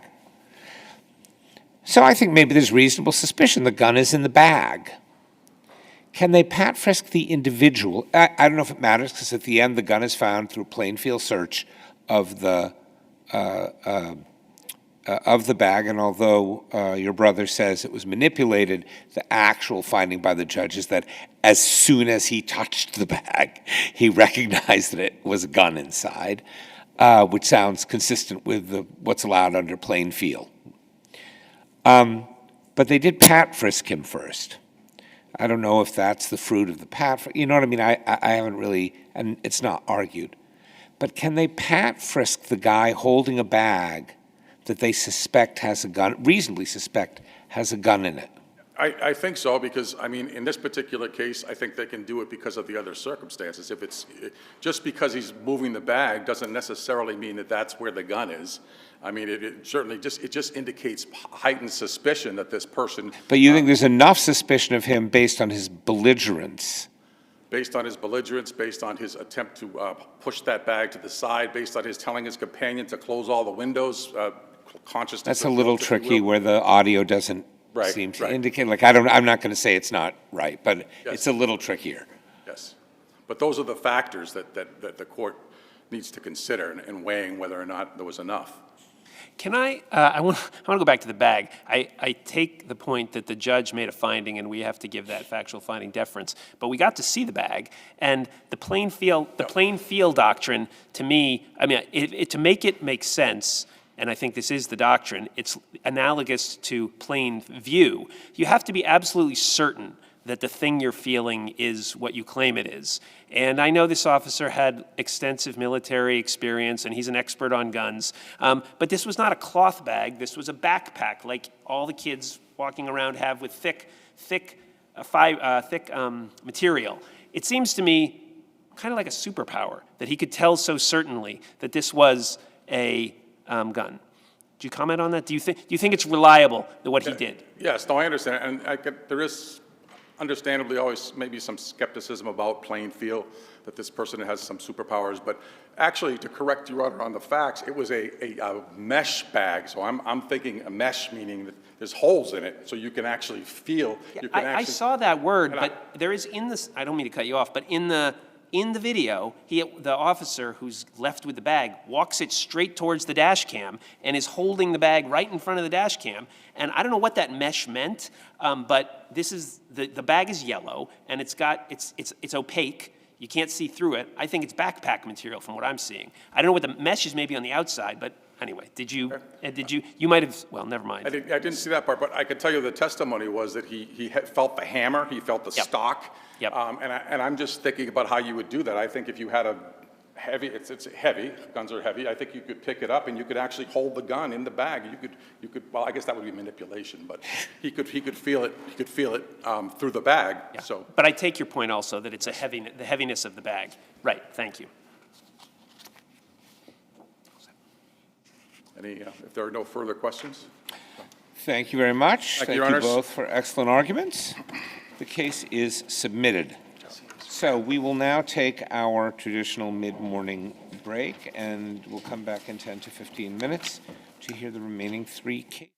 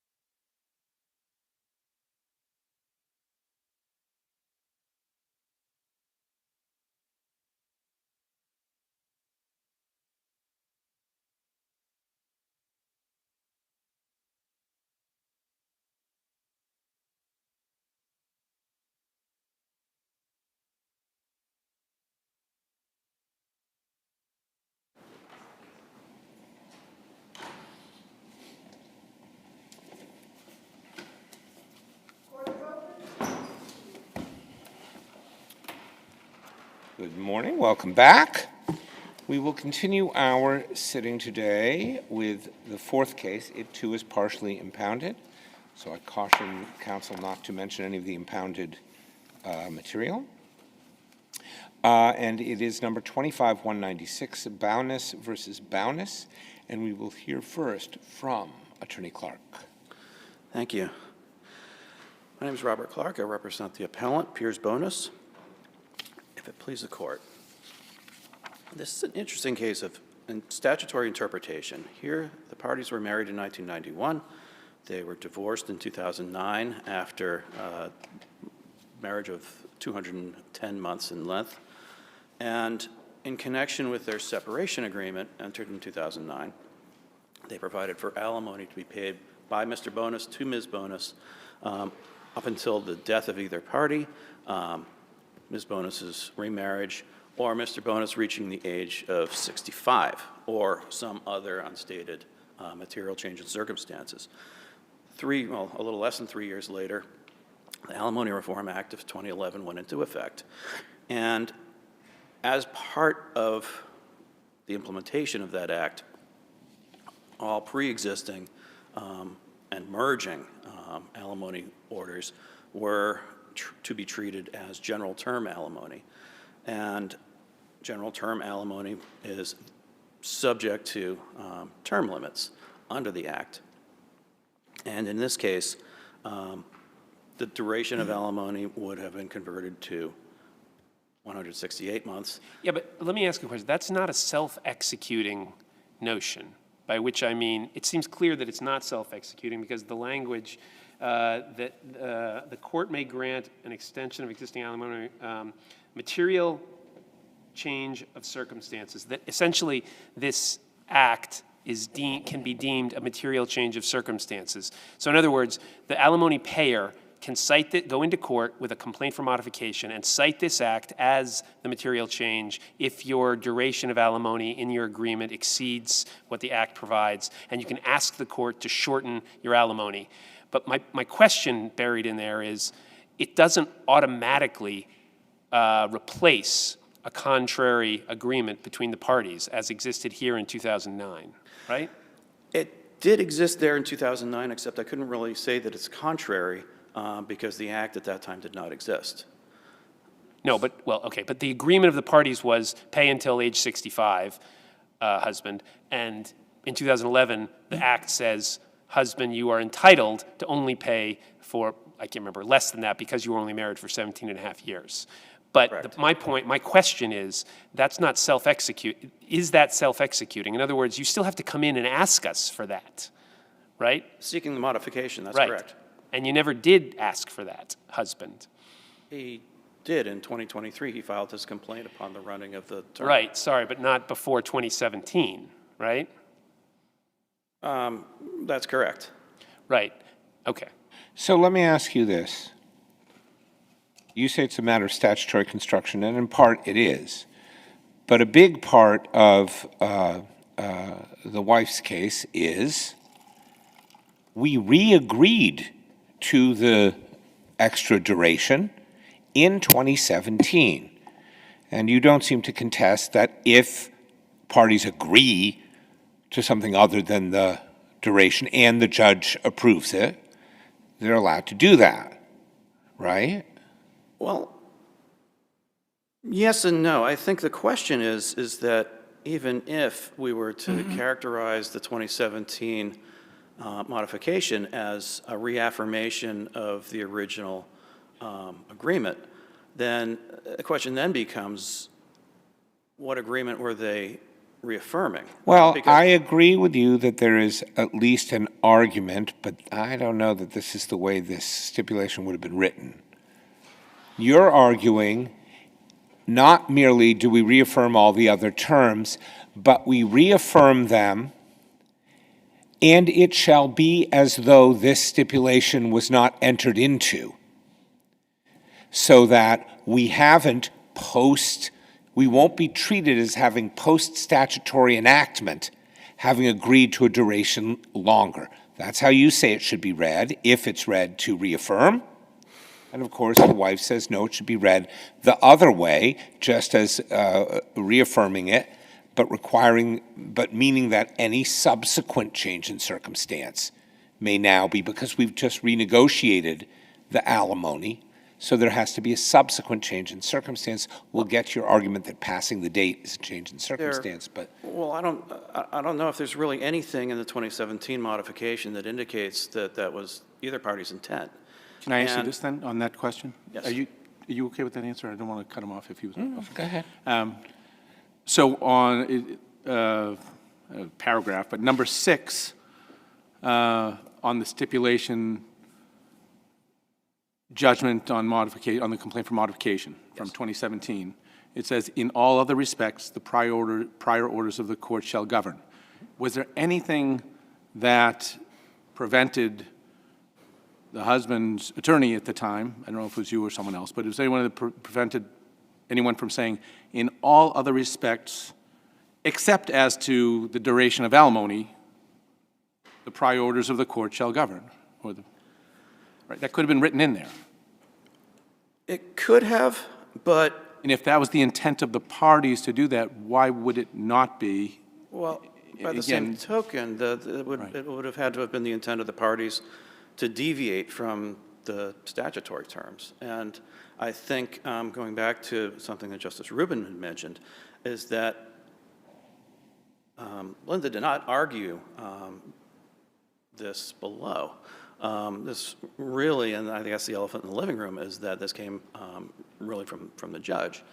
And Linda's original argument was that it simply would be in the interest of justice to deviate beyond the statutory term, and doing so would have been within the court's discretion, clearly. But she made, extensive findings to the contrary, which leaves me scratching my head about the, where we got this, the reaffirmation from. So I think what we've got is a big mess, and the question, therefore, the proper question, is if they were reaffirming the original agreement, then what agreement were they reaffirming, and what effect would the act have had on that agreement? That's why I asked the question I asked. In other words, if there is, it sounds as though your argument, not it sounds as if, your argument seems to be quite explicitly that the act replaced somehow automatically a contrary agreement by the parties in 2009. In other words, this act, you have the agreement from 2009, you have an issue of you've established a duration period, which exceeds the act, and then the act comes along. Your argument is essentially the act replaces that durational limit. So now the agreement of 2009 is exactly the same except for this durational period. But you haven't yet explicitly said in 2017 that we are going to adopt the act for duration. So instead, you say, in all other respects, the prior orders of the court shall govern. In other words, you leave silent, both parties leave silent the question of duration. And so we have this ambiguity that the act, that your agreement of 2009 is contrary to the act. Whose job is it to clarify duration? It's not automatic to me. It seems you seem to say it's automatic. Of course, the act controls, but it's not. It doesn't seem obvious to me that the act controls on duration. Because of the original language in the original agreement, or the 2009 Yes, agreement? because or the parties 2017? agreed and negotiated this agreement that the husband would pay until the age of 65. Well, I think that goes back to an argument that comes up in dicta in George v. George, where on appeal, part of the reversal was due to the trial judge's finding that had the alimony recipient in that case known about the act, she would have negotiated differently. And I think that's part of what we're falling into here. And I don't know the answer to this. So in George v. George, were the parties represented by counsel? yes, they were, Okay. to my knowledge. I'm sorry, I don't understand. I feel like there's like 3 different possibilities of what your argument is, and I'm not clear on what it is at all. I'm focused on the 2017 stipulation. Yes. It says all other terms stay in place, and I'll add this. You're renegotiating alimony. And you're saying all other terms, presumably the terms that clearly everyone was thinking about were the alimony terms, which included duration. And now you've agreed they all stay in place. And I think you also, I think, agree that if you had written out expressly in 2017, and the duration shall be until he turns 65 and retires, that would have been permissible, notwithstanding the statute, and that you couldn't then come in a week later and say, I want to modify under the statute. You'd have agreed. Right. That's Okay. absolutely correct. Why am I not supposed to read the 2017 one as if it says just that? Well, I think it's important to know the history of the Act, and really one of the reasons for I'm not creating... asking about the act. You've just agreed with me that if you agreed Yes. to extend the duration beyond the act, it would be okay. Yes, it would. Okay. Why shouldn't we just read the agreement that way and then it's okay? Because in 2017, that was not their agreement. There was really no indication. I don't have any idea what you're saying. The indication is it says all other terms shall remain the same. That Correct. seems like an agreement to keep the duration as it was.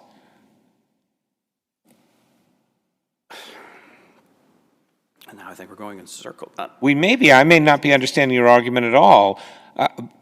Well, I guess that the question really becomes, what was the effect of the Act on the original agreement? Now, The effect of so you agree with Justice Wood that your position is when it was enacted, the Act somehow nullified the duration, even though no one had come in to move to modify or anything, right? right, that was simply one of the purposes of the Act. So it's itself. self-executing. Yes, and with retroactive effect. Why I mean, is it there a was- provision that says you have to go into court to seek a modification? And here are the dates for when you can go in.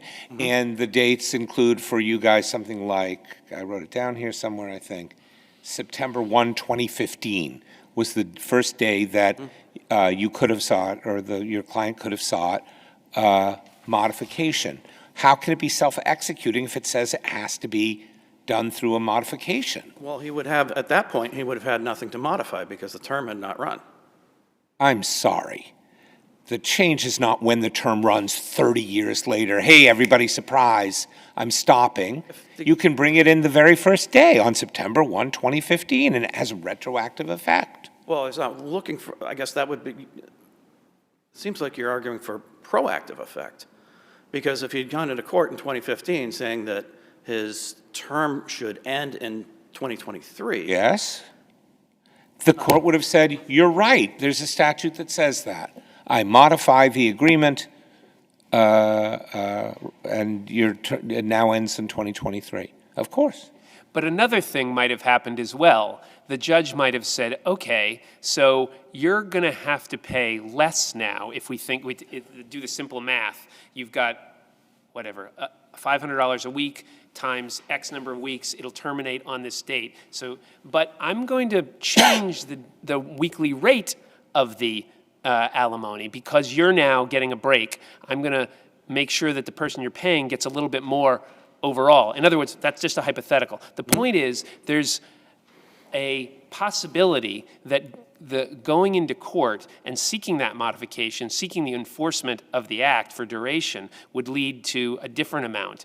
And so that makes me think that it's necessary to be explicit about seeking the duration. And this is the question that I've seemed to be bumping up against a great deal over the last 10 years, is whether there is a requirement that parties opt into the effects of the Alimony Reform Act. And I think that can't be true, particularly in the case of alimony awards that predate the act. Is there case law to support your view that parties don't have to opt in? There's the statute itself. Right. Sorry, but I'm not fun. My reading of the statute is that it's not self-executing, that you have to file a complaint for modification to opt into the duration. Well, not to opt into the duration, but under the Act, the running of the term is the change in circumstances justifying the filing of the modification. And getting back to Justice Rubin's question, there would have been So you think he couldn't have brought it until that day? He couldn't have brought a complaint for modification on September 1, 2015? No. So if we can find a case where before the term has run, someone comes in and gets modification, then you lose? Because there's no change of circumstance in 2023. There's a change. Based solely on the duration Yes, on the limits of the Act? statute. Yes, I would agree. Okay. If I could, would the court entertain a further submission on that count?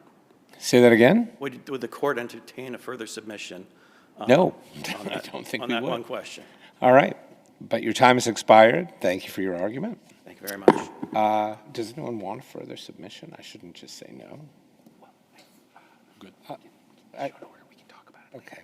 All right. We will hear next from, all I have to do is find the right piece of paper, from Attorney Eisenman. Good morning. May it please the court, Lynn Eisenman on behalf of Linda BOWNESS, the appellee. Just to circle back to Justice Wood's question about whether the alimony statute is self-executing or not, it is not. So the plaintiff, the payor, would have to file a complaint for modification. That could be done as soon as, given the facts of this case and the duration, September 1st of 2015. He chose not to. And in spite of that provision that allowed him to do so, the parties were before the court in 2017, entered into their stipulation, pulling forward and reaffirming the alimony termination dates from their 2009 separation agreement.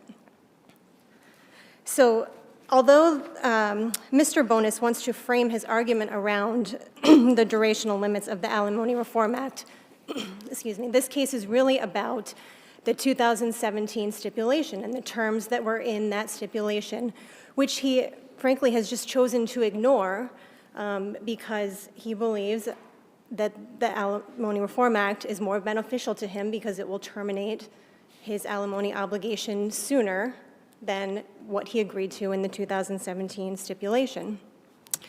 The case of, I believe it's George v. George, and that is, to Justice Rubin's question about the time that a payor can file a complaint for modification.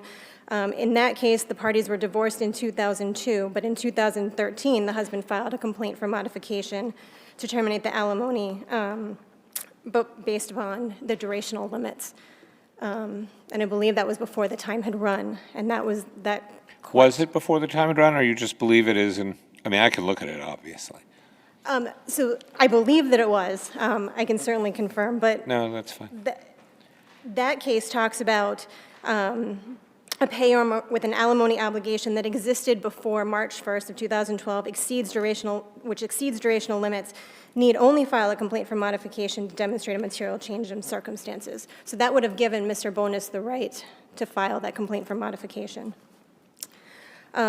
But in this case, his alimony obligation did not predate the act. It was the 2017 stipulation and the terms in that stipulation which were in effect 5 years after the act became effective. And as I said, he just has basically chosen to ignore the terms of that stipulation and wants to harken back to the 2009 separation agreement. Do you have any case that says that we can infer the intent of the parties from the language in the stipulation? What's your best case on that? That, in other words, that by saying in all other respects other than the obvious common sense, in all other respects, the prior orders of the court, including the divorce here, shall govern, that we can infer that the intent was then to exclude the alimony provision there. So I don't have a case where they're inferring intent of the parties. There is an unpublished decision. It's a bit different because it's talking about reaffirming college expense contribution. I can give your honors the site if that's helpful. It's Straighten v. Wilworth, 92 Mass App Court, 1118 from 2017. And that talks about, they had that provision in all, basically, that in all other respects, the prior judgments in this case remain in full force and effect, and the court was concerned, that was reaffirming what their prior agreement was, and it had to be considered by the court in a subsequent modification. But as far as, this judge found and made a finding that the parties reaffirmed what the Well, that's a specific legal termination. conclusion, right, not a finding. The judge is construing the contract, the stipulation, to mean something. Correct. That's illegal, so we would review that de novo. Right. Unless there's extrinsic evidence about the meaning, which I don't think might be appropriate even. Right, and that was never presented to the court in the Yeah. first instance. It was all, this was very specific, the durational limits had run, it was time for his alimony to terminate, and that was the position that Mr. Bowness took in the case. There was never any question about ambiguity or anything of that sort. And parties will routinely agree to deviate from statutes and the terms of statutes. So Does the judge have to find that those deviations are in the interest of justice?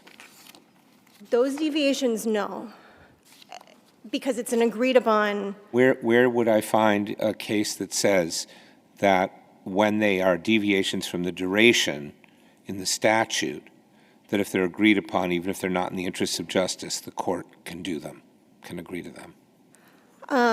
So I don't have a case that says that. DB versus JB, 97 Mass Ep Court 170, that's a case in which the parties entered into an agreement for temporary alimony payments to be credited against the durational limits in the final judgment.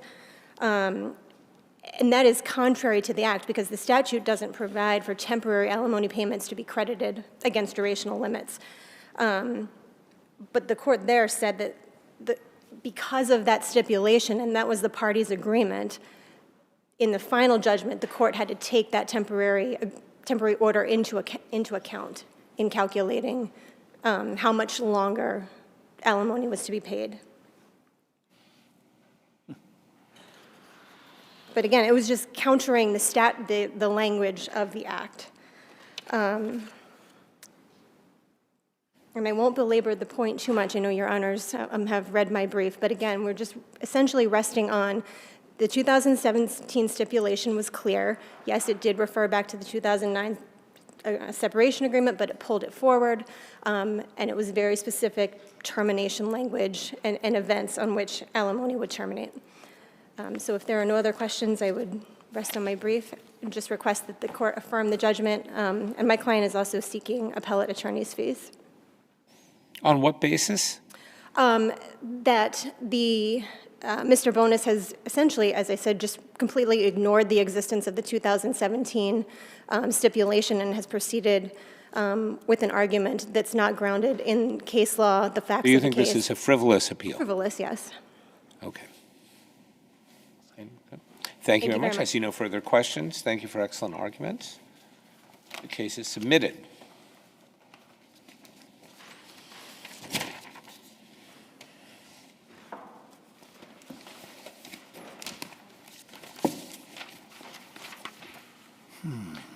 The next matter we will hear is number 24-1311 Noonan versus CBW Lending, LLC. And we will hear first from Attorney Carnathan.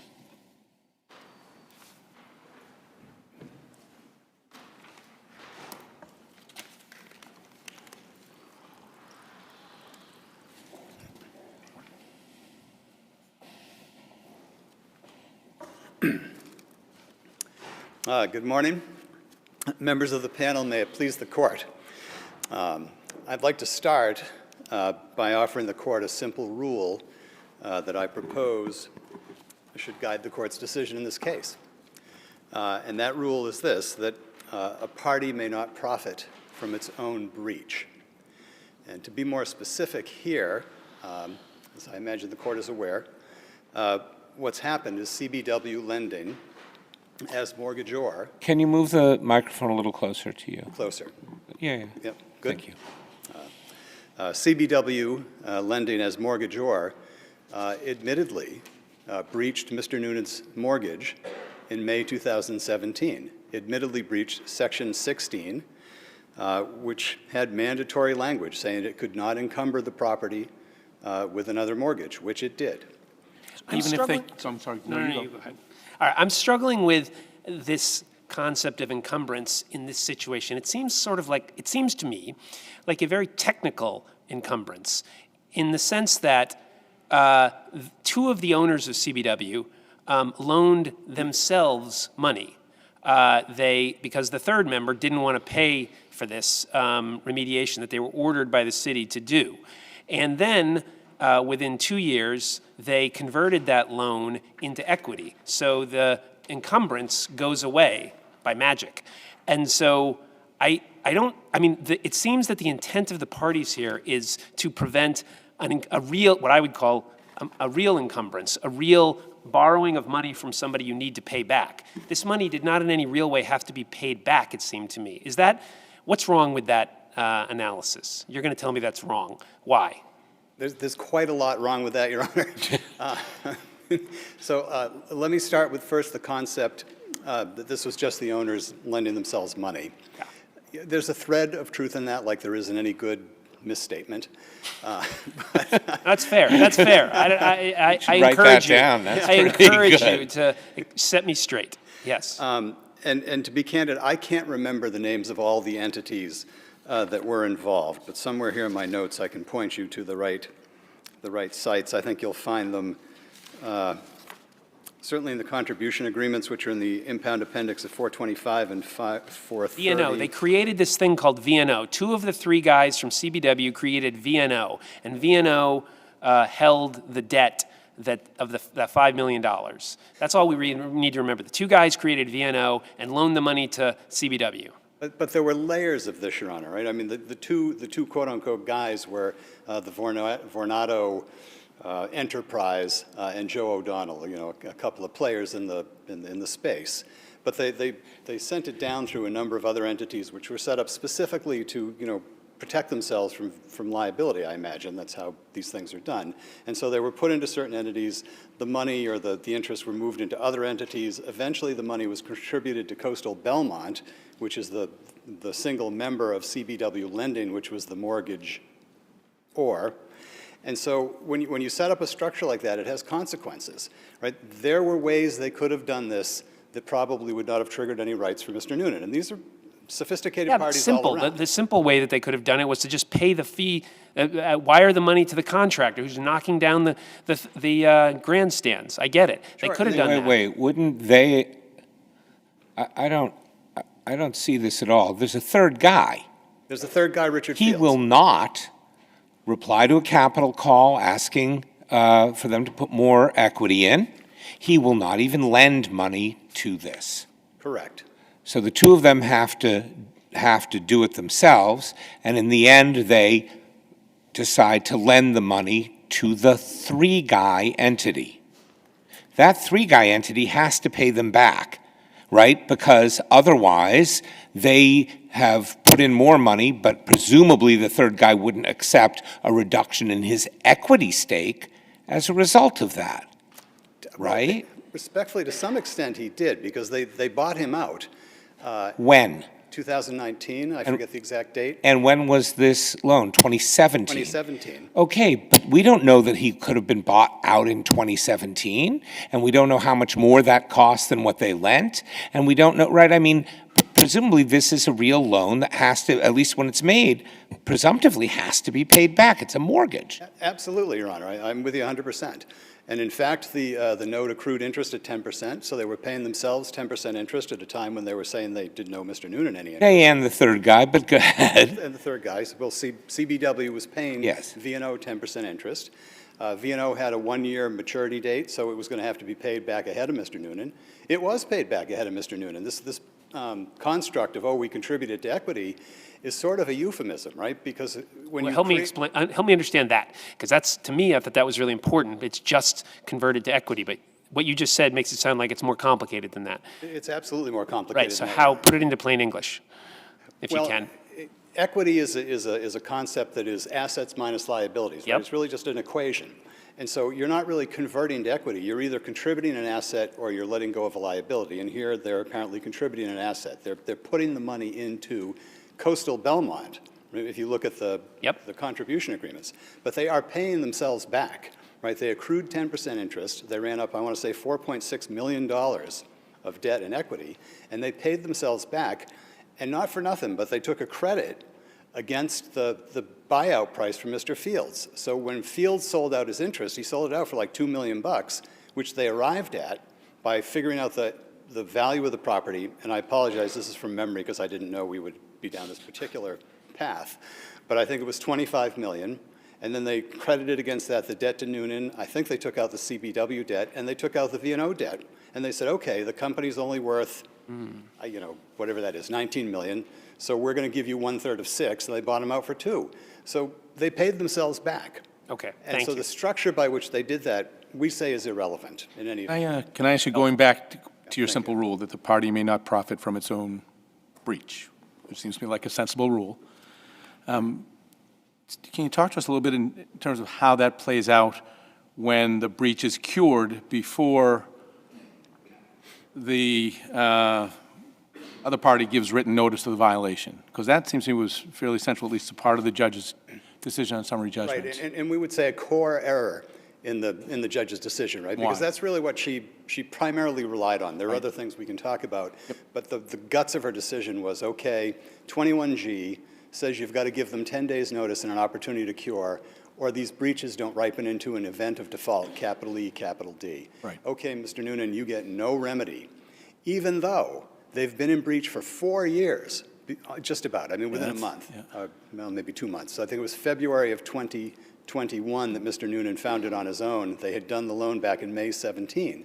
And so it's the ultimate gotcha, right? We're not going to give you notice, even though there's mandatory language in the mortgage, Section 13, that says you have to give him notice. You have to give him notice of the exact details, in fact, of the encumbrance, and they give him no notice. And then when he catches them red-handed, they say, oh, we discharged the mortgage. Ha, you know, no harm, no foul, you got no remedy. And that's just wrong. That seems wrong. I get it. But he's a sophisticated operator, and he also has this other 21G written notice requirement. And so when I read these two things, I agree with you that that seems like a gotcha moment. And I also think these are sophisticated people who created what seems like a contract that has gotcha baked into it. But he negotiated 21G. Why did he tolerate that situation where he would have to give them notice of the thing they had to give him notice of? Well, a couple of thoughts there, Your Honor, and I'll start with this. I think the fundamental mistake that the Superior Court made was failing to read the documents together, consider the context that this occurred in. And it's occurring in the context where Mr. Noonan has entered into a settlement agreement in May 2011 in which he agreed he's going to look only to the property to be repaid. He agreed, I'm not going to accrue any interest until there's a disposition event and I get paid. There was a third, and now it's escaped me. But so he agreed to these things, but he did that as a sophisticated party. I'm sorry, he agreed that he could not foreclose on the property without Suffolk Downs' permission, and Suffolk Downs controlled CBW. So in effect, he wasn't going to foreclose. And neither was CBW because they needed his permission. But so he'd given up the foreclosure right. And so he's still relying, however, on the protections of his note and mortgage. And this is really important, right? Because he never released those, and that's one of the backup arguments by CBW that I'm happy to get to. And so if these provisions in his mortgage are not enforced, or not enforceable, then he's in real trouble, right? Because he could never be paid. And that's where I think the decision is so commercially unreasonable. And CBW again shrugs and says, well, that didn't happen, so what are they talking about? The court should not be distracted by the fact that Mr. Noonan was rescued by the city of Revere, who took the property by eminent domain and paid off his principal. The consequences of CBW's position are nevertheless the same. If he hadn't been rescued, CBW could have perhaps not paid him ever, could have just borrowed money, shrugged. In fact, they say the quiet part out loud in their brief. If you look at page 43, they say, Mr. Noonan doesn't get any interest ever, even if we breach. Doesn't matter. He never gets a remedy. Okay, can I ask a couple questions? Your time runs short. And this is a complicated case. It may take a little longer than your time, but let's try the best we can. As usual, neither side says there are fact issues for trial. Everybody wants summary judgment. But if I were to agree with you that there was a breach of Section 16, and I were to agree with you that you can't cure it later because he's lost the interest during the time when he should have been able to claim a default and gotten his money back, and then you say 15%, but that doesn't sound right. If he got his money back, he'd be earning whatever you can earn in a whatever high yield you can put that many $1 million in. So, all right, so maybe he's lost that, and that's why the cure is no good. But don't we have a fact question, which is, if he'd known in 2017, would he have given them notice of an event of default? Or might he have thought, I'm going to let this ride because it actually is going to remediate some of these things? I know you say he never thought that, but that's a fact question, right? And then the second question, I guess, would be, how do we know CBW lending wouldn't have cured within 10 days? Although I've said we don't know that they could have converted it to equity and bought the guy out that week. Maybe they could have, and we don't know. So if you're right on Section 16, don't we need to remand for a trial? Well, that would be a far better outcome than affirming, Your Honor. Well, from your perspective, I suppose. That was very candid. Well done. But I don't think anybody ever contested the fact that Mr. Noonan lost his rights, right? They've You're saying because the other side never argued below, either it's summary judgment for you or for them. Is that, I have to think about whether that's right. Obviously, there's no cross appeal or protective cross appeal or anything like that, but. My thought coming in, Your Honor, was that Your Honor's review the interpretation of the contracts de novo. And both parties agree that the historical facts are undisputed. What actually happened here, nobody really quarrels with. It's really just about the meaning of the contract. But for you to be damaged, there has to be, it has to be that you would have given notice of an event of default, triggering the 10-day obligation, and they would have had to not cure. And of course, I have no idea about the actual circumstances on the ground at the time. But that ship has sailed, Your Honor. There's no way to go back and give Mr. You have a Noonan back trial, those years. and everyone looks at the things and they say, let's look at every email ever written about remediation. Let's look at how he behaved while the remediation. It can't have been a secret to him that they were remediating, and where the money came from might have been a secret, but it seems like that would be every time you, I don't know if he ever drives by, but it's. I guess what I'm saying, Your Honor, is I think that ultimately would be a really unfair outcome for Mr. Noonan, because he's lost those years. They had the free use of his money for all those years. If he would have claimed default then, and I don't know. Respectfully, I don't think there's much question. I mean, we've been fighting. I mean, obviously you want your money back, but you had just made a deal that gave you $2 million cash in exchange for which you gave up your interest payments. 6 years earlier, and in reliance on the protections of his note and mortgage. Mr. Yes. Noonan is a sophisticated guy, and he understood that they were going to have to raise money, and when that happened, he was going to get paid, and that was always the plan. And frankly, CBW knew it. I mean, we've argued in our brief that this was deliberate, that they intentionally did not give us notice. That might be a disputed fact. But we think that the historical facts point to that very cleanly. But I don't think there's any doubt that if Mr. Noonan had known there was going to be a mortgage on this, he would have jumped on it. In fact, he did, right? When he found it on his own in February of 2021. It's 4 years later. We don't know what's changed in the world in the 4 years. We don't know if there was a potential buyer, if only they remediated. We don't know if, right? We just don't know. But isn't that rewarding CBW, Your Honor, for the very conduct that has cheated Mr. Noonan of the rights? It cheated him of that opportunity. I think it's just a fact question. I mean, maybe I'm wrong. Maybe it's automatic. We'll see if the opposing side actually I mean, they didn't argue this either. Can I ask a question following? Yeah, of course. I just want to drill down on something Justice Rubin said. And I understand you're saying that ship has sailed, but we get to decide what ships have sailed. And so if in 2017, CBW had been completely transparent, we need to fix this thing because the city has required us to do that. And they get the money, they set up the $5 million capital call the way that they did, and they tell him, he says, right, so that triggers my rights and that you have 10 days to cure. There's no dispute that he had to give them 10 days to cure at that point. It seems to me, it goes back to my original question. If they're just using their own money and their choice at that point is to cure or pay this guy, I'm not actually sure what the answer is. That seems like a fact question for a trial. But they could have theoretically cured. It seems to me not at all hypothetical. It seems it was their own money. They could have cured if it was commercially the best thing to do, right? I would guess three thoughts there, Your Honor. Okay. In the first instance, I suppose hypothetically they could have. I would submit to the court that you should think about it in a different way, and that's that they've waived that opportunity by choosing deliberately to not notify Mr. Noonan, right? That's their choice. Mr. Noonan shouldn't suffer for that. They should.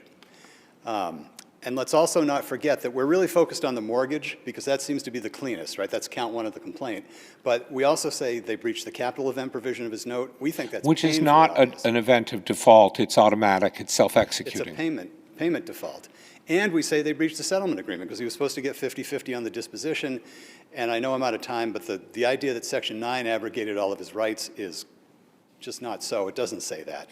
Your time has expired. All set. Thank you. Thank you for You your guys answer. sure? Because this is complicated. Right. I think we don't have enough time. I'm here all day. This morning. All right, that probably is true. Thank you very much for questions, your but we'll be here argument. all day.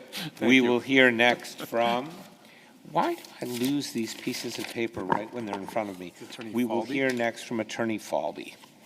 May it please the court, members of the panel, my name is Bruce Falvey. I represent the defendant, Applee CBW Lending, LLC. With me is my colleague, Michael Walsh. I'd like to refocus the panel on the three agreements that Mr. Noonan claims were violated.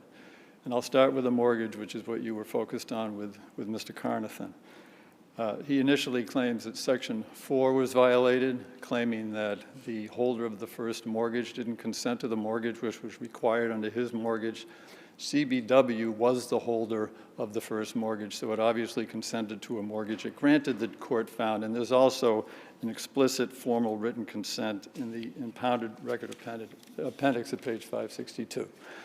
Moving on to sections 13 and 16, the notice of the encumbrance and not permitting an unconsented to encumbrance, these are subject to the notice and cure requirement of 21G.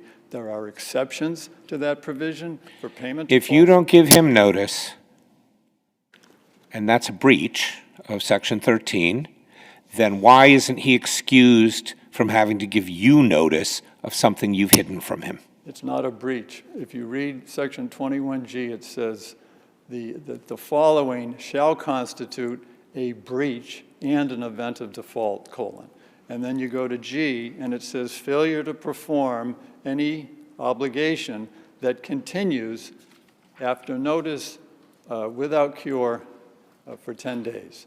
So there is no breach. There is no event of default. Well, all right, so let's start at It's not Section even a 16. material. There's no The breach judge at all. the judge found that the encumbrance was a violation of Section 16. The judge found it was cured. Do you agree with that? I agree that it was a violation. It never ripened into a breach, but she was certainly correct that it was not. It was cured, and All right, therefore now it never did ripen into a breach. Let's start with that. Okay.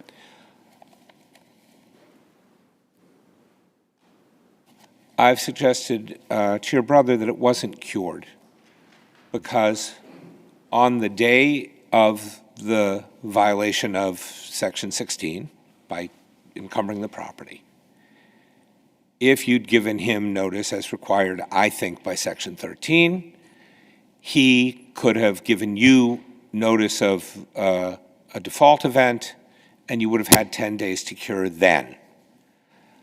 Let's just bear with me. If we conclude that for equitable reasons or others, that in fact your failure to give him notice excused his failure to give you notice. How can it be cured 4 years later?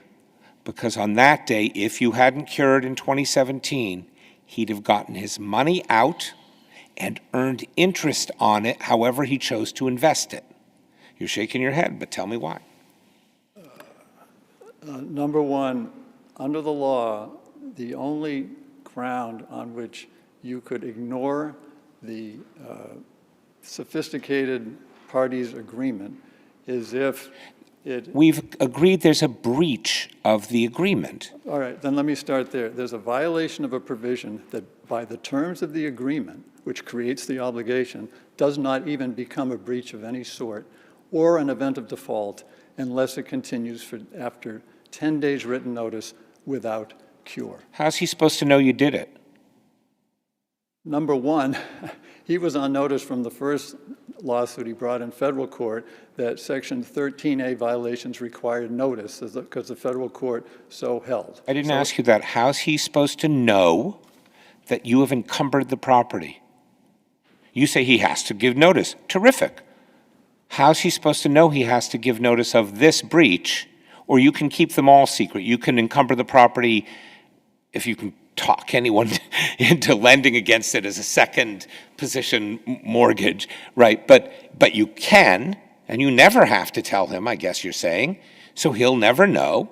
And so that clause is essentially a nullity. How would he know to give you notice that you should stop if you don't tell him? As the court found this, here's one answer. As the court found, this was a public document. It was recorded at the registry with reasonable diligence. He could have found it. Isn't the reason for a notice requirement like Section 13 so that we don't all have to every morning get up and before we brush our teeth, we better check the registry to see if someone has done something with some property we have an interest in?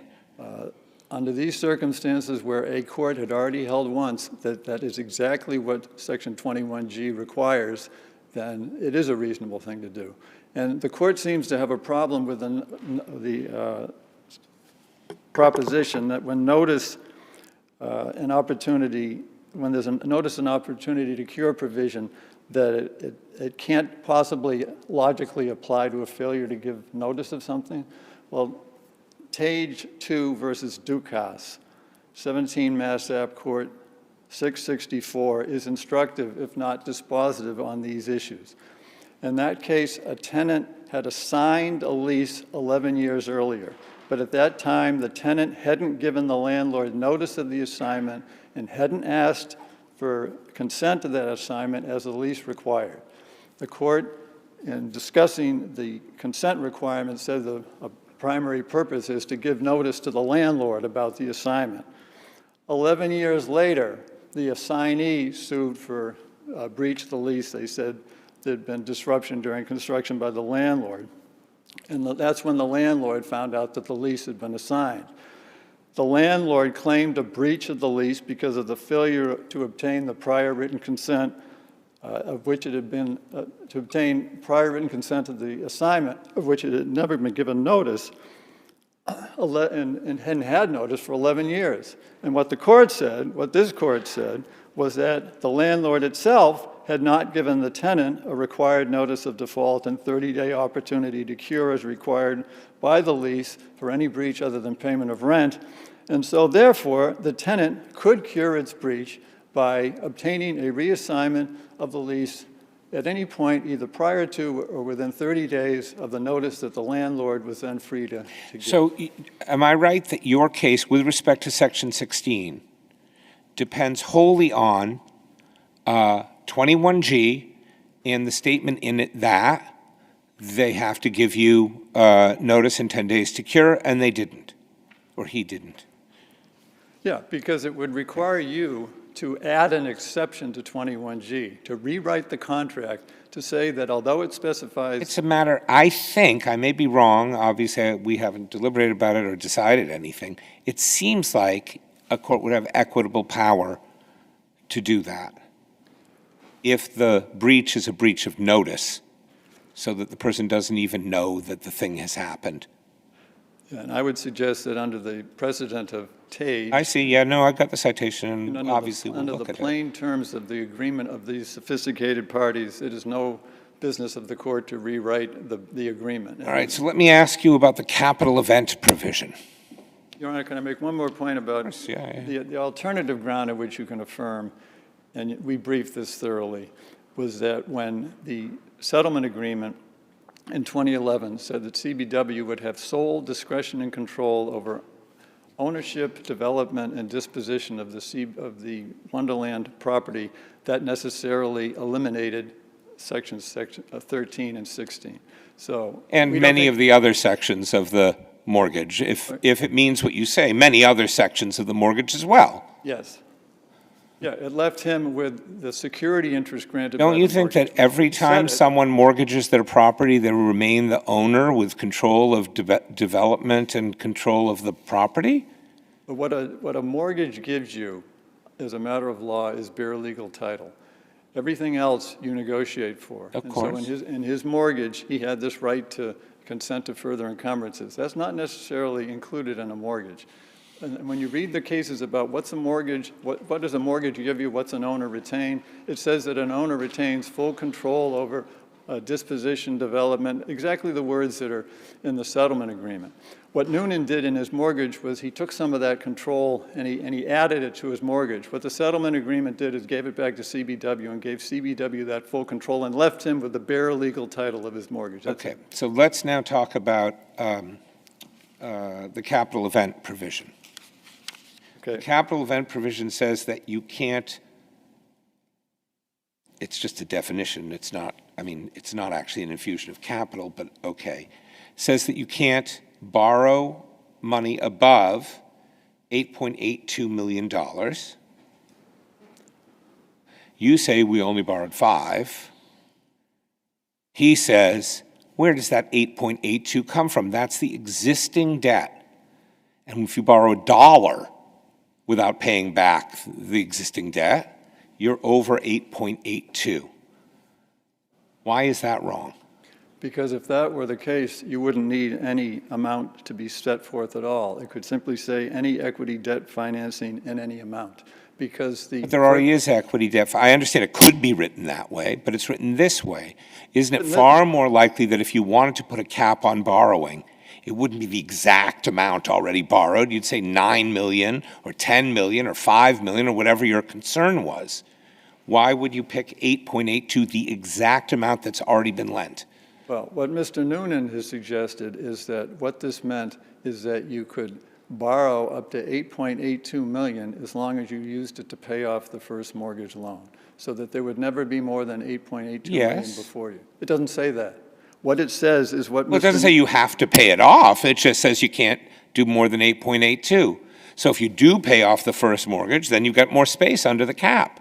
But if you don't, and he is, after all, well, at the time, I guess he wasn't the holder of the first mortgage, he's the holder of the second mortgage. Yeah, and But what you can imagine him wanting to get that first mortgage out of the way. What I would say on the plain terms of the mortgage, or on the capital event, is that it says what it says, which is that you can't borrow more than 8.82 million. And Mr. Noonan agreed with the plain meaning that the court gave it, which is just a matter of arithmetic, which is that beyond, he said, the fully drawn down loan of 8.82 million, you cannot borrow an additional an 8.82. additional 8.2 million. And whether that makes sense to the court or not, that's what the document says. That's what he said it meant. And on this was dispositively removed by the settlement agreement. And here's how. In paragraph 2 of the settlement agreement, it resets the amount of his debt from 3.9 million to 8.8 million, but it says that the debt will be recourse only to the Wonderland property. So only from the Wonderland property can you be repaid that debt. So the only way that a financing would allow you to be repaid is if it qualifies under paragraph 10 of the settlement agreement, which brings us to his third argument, which is that the settlement agreement itself was breached because there was a disposition of the property that generated proceeds available to share 50/50. I thought your position was that the reason the 8.82 was no longer effective was because the debt had been reset at 9.82. Is that not right? No. But our point is that... It's because it's recourse only to Wonderland. I mean, I don't really understand how even that would do it. But because let's say he's right that the cap includes what's already been borrowed. No, what I'm saying, Your Honor, is that there can't, remember, what we're talking about in the note is a prepayment provision. And that prepayment can be made if you get financing proceeds. Let's put aside, under what circumstances. What I'm saying is that the settlement agreement eliminated that provision necessarily because it says you can only get paid from the property. So it collapses the question about whether or not you can get prepaid from a capital event into the question he raises in his breach claim for breach of the settlement agreement, which is whether paragraph 10 was violated. And paragraph 10 is the one that says, after CBW takes title to the property, Noonan and CBW, as the first mortgagee, would, quote, share 50/50 in the proceeds of any subsequent disposition of the Wonderland property up to payment to Noonan of $6.8 million. That's the only way he gets paid. He no longer has any prepayment provisions. Correct. You can do anything that's in the prepayment section, and you don't have to prepay after that. Is that? Yeah, because all it is a financing. So the question, and because Section 2 of the mortgage says it's recourse only to the property. If they borrowed money and they didn't encumber the property and it didn't come out of the property, he would have nothing to say about it because now it's a non-recourse note that the only repayment obligation is from the property. I mean, it's the difference between a recourse loan and a non-recourse loan. It's now become it was a recourse loan to CBW. Any money you got from anywhere, they could go after you for. Now it's non-recourse. They can only look to the property. So the only way he gets paid is if the financing is a disposition under paragraph 10. And it's not for the reasons we state in our brief. Once Suffolk Downs has borrowed the money, the new 2017 money, CBW, mean? CBW. CBW is owner of Suffolk Downs. But you're repairing Suffolk Downs, aren't you? You own Suffolk Downs. It's a related entity, but... Isn't that money now owned by Suffolk Downs? Like when the checks are written... When the checks are written, they're written to the contractors to do the demolition work. So there are, that's why and they're signed by someone for CBW, not someone for Suffolk Downs. I'm sorry, I'm confused by the CBW. They were actually, somebody's brief actually answered this. They were wired by the two families. So Verrado maybe, and then the third, not Fields, the other one, they actually wired them from their own personal family accounts directly to the contractors. It never actually hit, there actually were no hit proceeds. CBW. Legally, were there proceeds of the mortgage that they put in place solely to gain priority over Mr. Fields, who wouldn't put in his share, so that they would get paid that before he got his equity that they shared equally with him? Yeah, were they proceeds in a technical sense, but in the sense of the settlement agreement, that paragraph 10 is clearly a liquidity provision that if you convert some value of the property to money, they have to share it 50/50. It turns it on its head to say if you put money directly into the property to comply with demolition orders to tear down some dilapidated grandstand. I don't care what the reason is. You talk a couple times about what it was being used for. Who cares? Either it was a breach or it wasn't, and in this case, either Suffolk Downs had some money or it didn't that he could go after. Because paragraph 10 of the settlement agreement, which is really the only claim that survives because the provisions that he relies on in the note and mortgage and the note and the mortgage really were replaced by the settlement agreement. That provision says you need a disposition. A disposition is when you relinquish and transfer. No, I think we understand your argument about disposition. Yeah. I've taken way too much of your time and gone over, so I want to. Okay. Are you sure? Yes, thank you. All right. Thank you very much for your argument. These were very interesting arguments, so thank you both. Thank you. And the case is submitted.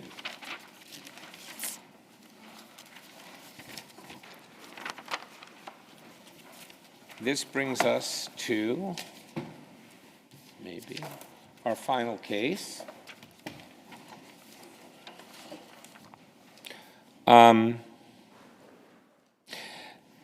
This is an impounded case, so I will remind counsel to refer to the parties only by their positions, mother, father, first child, second child, third child, and so forth.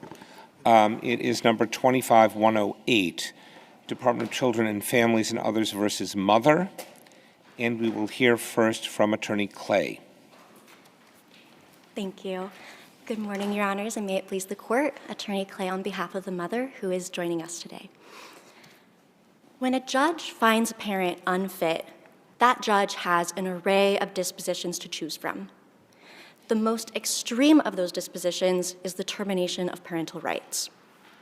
But before the court can make the decision to terminate a parent's rights, it must consider numerous factors beyond simply whether that parent is unfit. It also has to consider the child's present and future welfare, as well as the appropriateness of the proposed permanency plans. That did not happen here. Here, the juvenile court failed to make specific findings as to why this extreme step of terminating their mother's parental rights was necessary when those children could have similarly achieved permanency and stability through a permanent guardianship with their grandma. The court did not consider the fact that grandma was willing to enter into a guardianship, and in fact did not believe that was even necessary to consider. Your Honors, this is not a case where termination of parental rights and adoption were necessary to provide the children with the permanency and stability that they deserve. This is a case where their permanency could have just as easily been achieved through a permanent guardianship. Okay, so opposing counsel argues that it's not the same because every 6 months the mother could come in and seek redetermination, and of course that would require the children to still have lawyers, the lawyers to consult with the children, them to have anxiety over what would happen, and so forth. What's your response to that? So, mother informed the trial court that she does not intend to disrupt the children's placement. She wants the children to be able to stay with grandma. She doesn't lose her right to do so, though. I'm sorry? She doesn't lose her right to do so, right? I don't know if you could even waive your right to redetermination. Probably not. She was willing to, if that was possible. Waive it? Yes, she did tell the trial court that was something she would be willing to do, just to show it. She is very serious that she would like the children to stay with grandma. What is the benefit to the children of a guardianship over adoption? Your Honor, really the benefit of a guardianship versus an adoption, that's a very nuanced and small distinction when it comes to the children, but it makes a world of a difference for the mother. The mother's interests aren't at stake here. The best interests of the child are the question with disposition. Right. So I'm trying to figure out, and I heard phrases like extreme step and so on.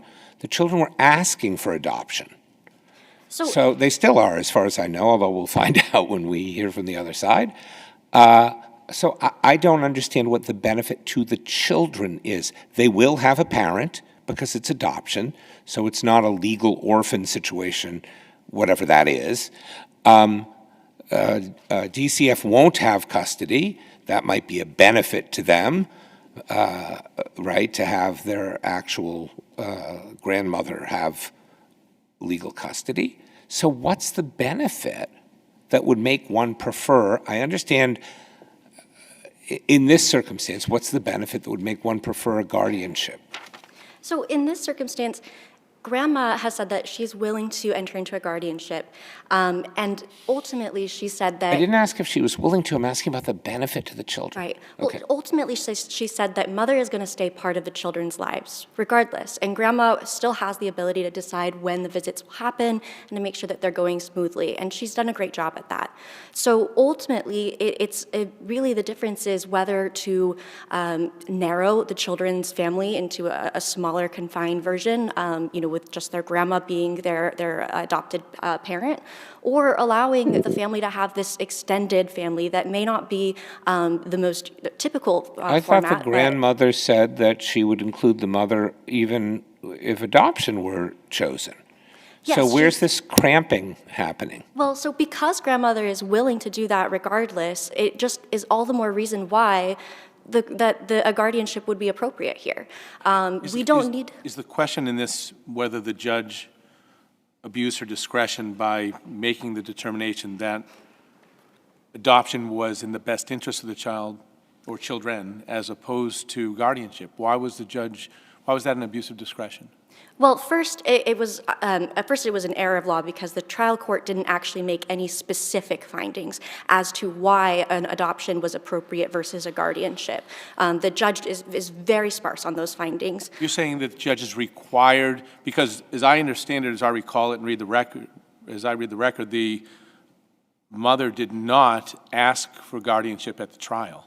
That's correct, and that's because her trial Right, so counsel... why would hold on, so we'll get to the ineffective assistance, but then in that context, why would the judge be required to make that finding, to make a finding that was not before the judge? So adoption of Nancy requires that finding to be made regardless of whether another party had proposed So in that. every single case that we've had where no guardianship is requested from now on, the trial judge, when determining whether a pre-adoptive resource should be allowed to adopt, has to add a sentence saying, and this is better than guardianship.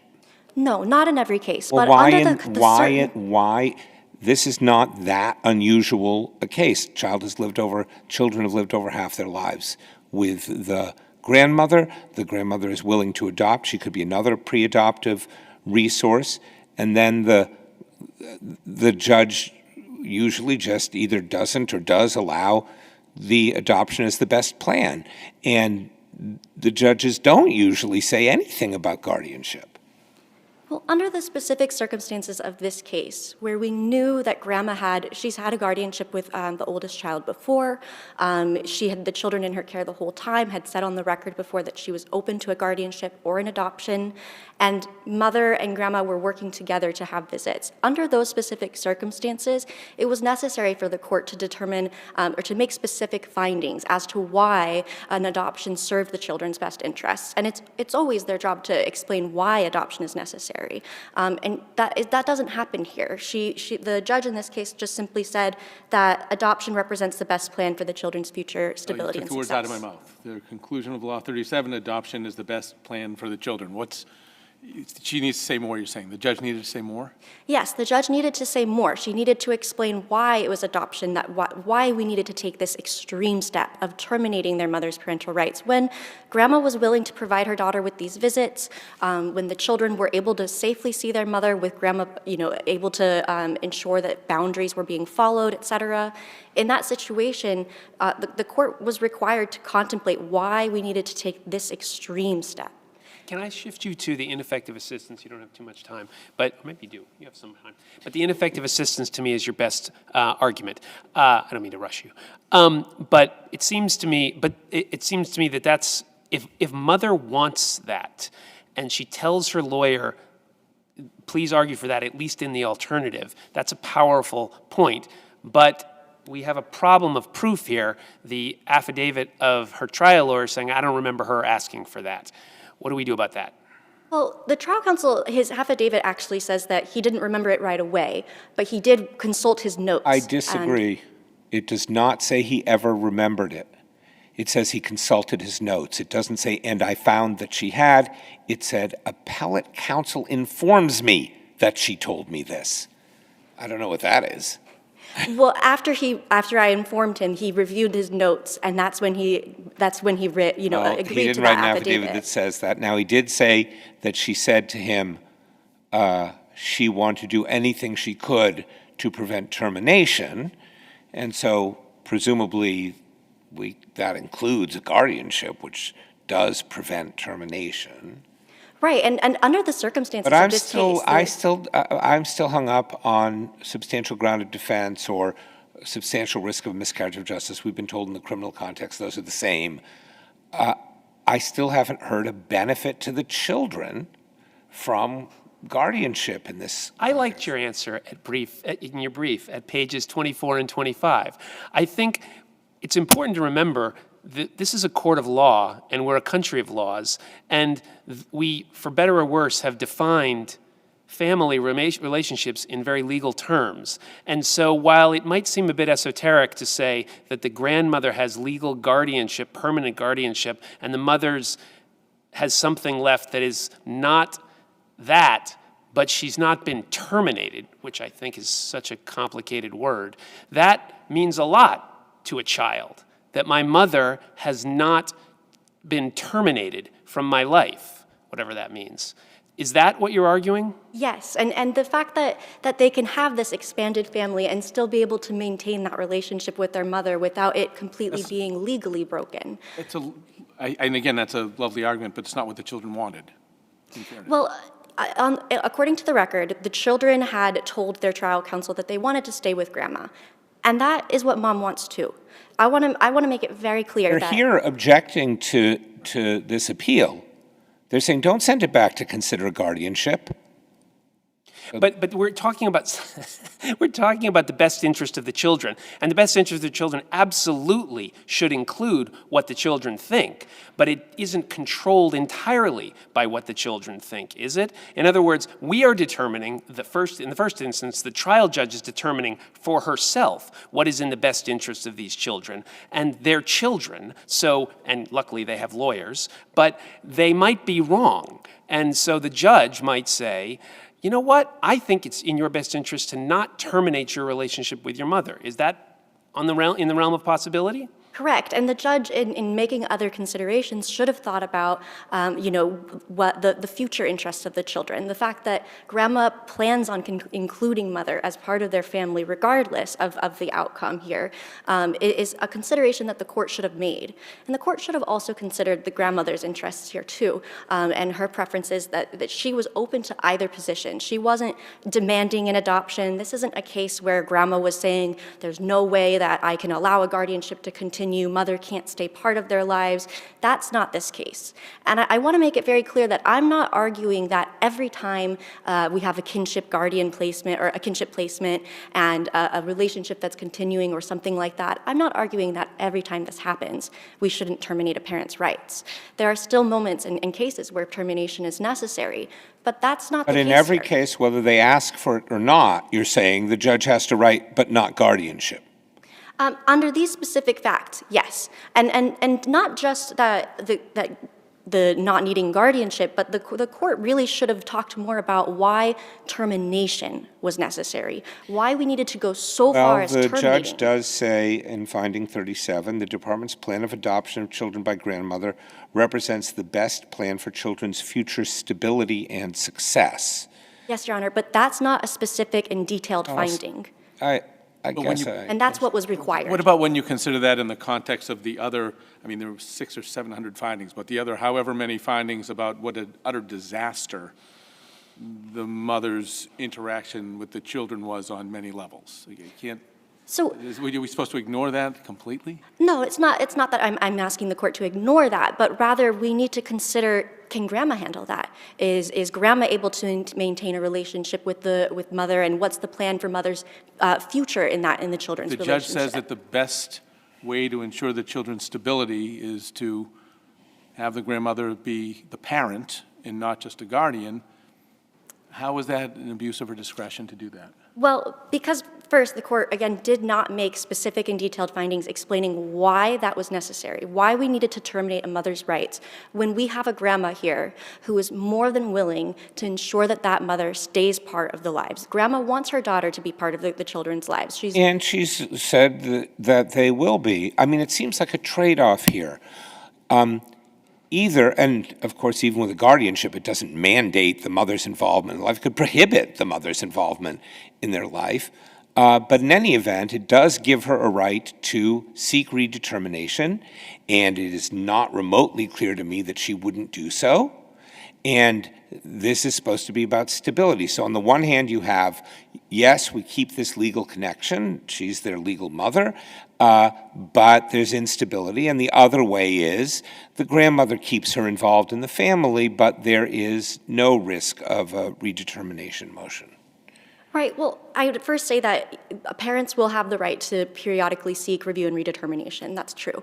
But every 6 months. They still need to show that it's in the children's best interest to move forward with that redetermination. What happens to the children every time they bring such a motion, do you think? Do you think their lawyer is supposed to consult with the child? I think As I that do. if the case moves forward onto a review and redetermination hearing, if she can make the initial showing, then yes.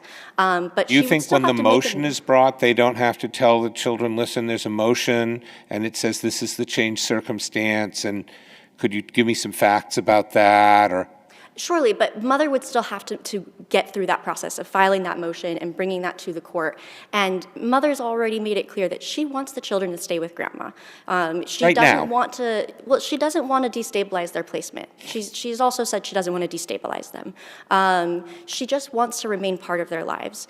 And I recognize that, you know, the difference here between a guardianship without termination and adoption with termination, these are very nuanced distinctions that the court needed to discuss and make specific detailed findings about. And it allows families to stay together. I included some case researches and studies in my brief that had talked about that, and we need to try our best to ensure that families could stay together and respect familial integrity when Well, we there have has to be situations clear like and this. convincing evidence and so on, right? I mean, but, okay. Right. Well, Yeah, of course. So I wanted to circle back to the ineffective assistance claim. And there was this problem of proof, which we talked about. And let's accept Justice Rubin's perspective that there's a failure of proof. But it sounds to me like that. Where does that leave us? And I think the mother recalls saying, I wanted you to consider in the alternative guardianship, and the lawyer is saying, I don't remember that. Okay, so it seems to me that if that's the state of the evidence, there should be an evidentiary hearing to figure out whether those two, who's telling the truth. Did you ask for that? we did ask for an evidentiary hearing and it was not granted. Although I will note, under the specific facts of this case, trial counsel, an ordinarily reasonably fallible attorney, should have known that the best option for mother was to argue that a guardianship without termination was appropriate here. And he didn't do that. He asked for permanent custody with DCF, which is exactly what mother told him she didn't want to happen. But more than that, isn't it true that the judge said, isn't this an appropriate case for guardianship? The judge does say that several years before trial. Okay, that's an important point. How long before trial is that she says that? I believe it was maybe 2 years before trial. When there's a guardianship, who has legal custody of the child? The legal custody would go to the grandma. Legal as a custody, permanent not guardian. DCF. No, she would go through the process of filing a guardianship petition, and then that would be finalized. Okay. I'm all set, thank you. So, Your Honors, as repeatedly expressed by the SJC, a finding of parental unfitness does not automatically require the termination of parental rights. I think we're aware of that, and your argument and your time has expired. Thank you. Thank you very much. Attorney Murphy.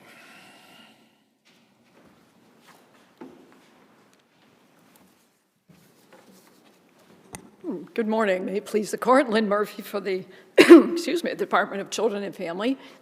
The issues here, the mother's unfitness was uncontested and overwhelmingly established. What we're looking at here, was termination appropriate, and was the plan of adoption as part of that analysis also approved as the best, excuse me, I have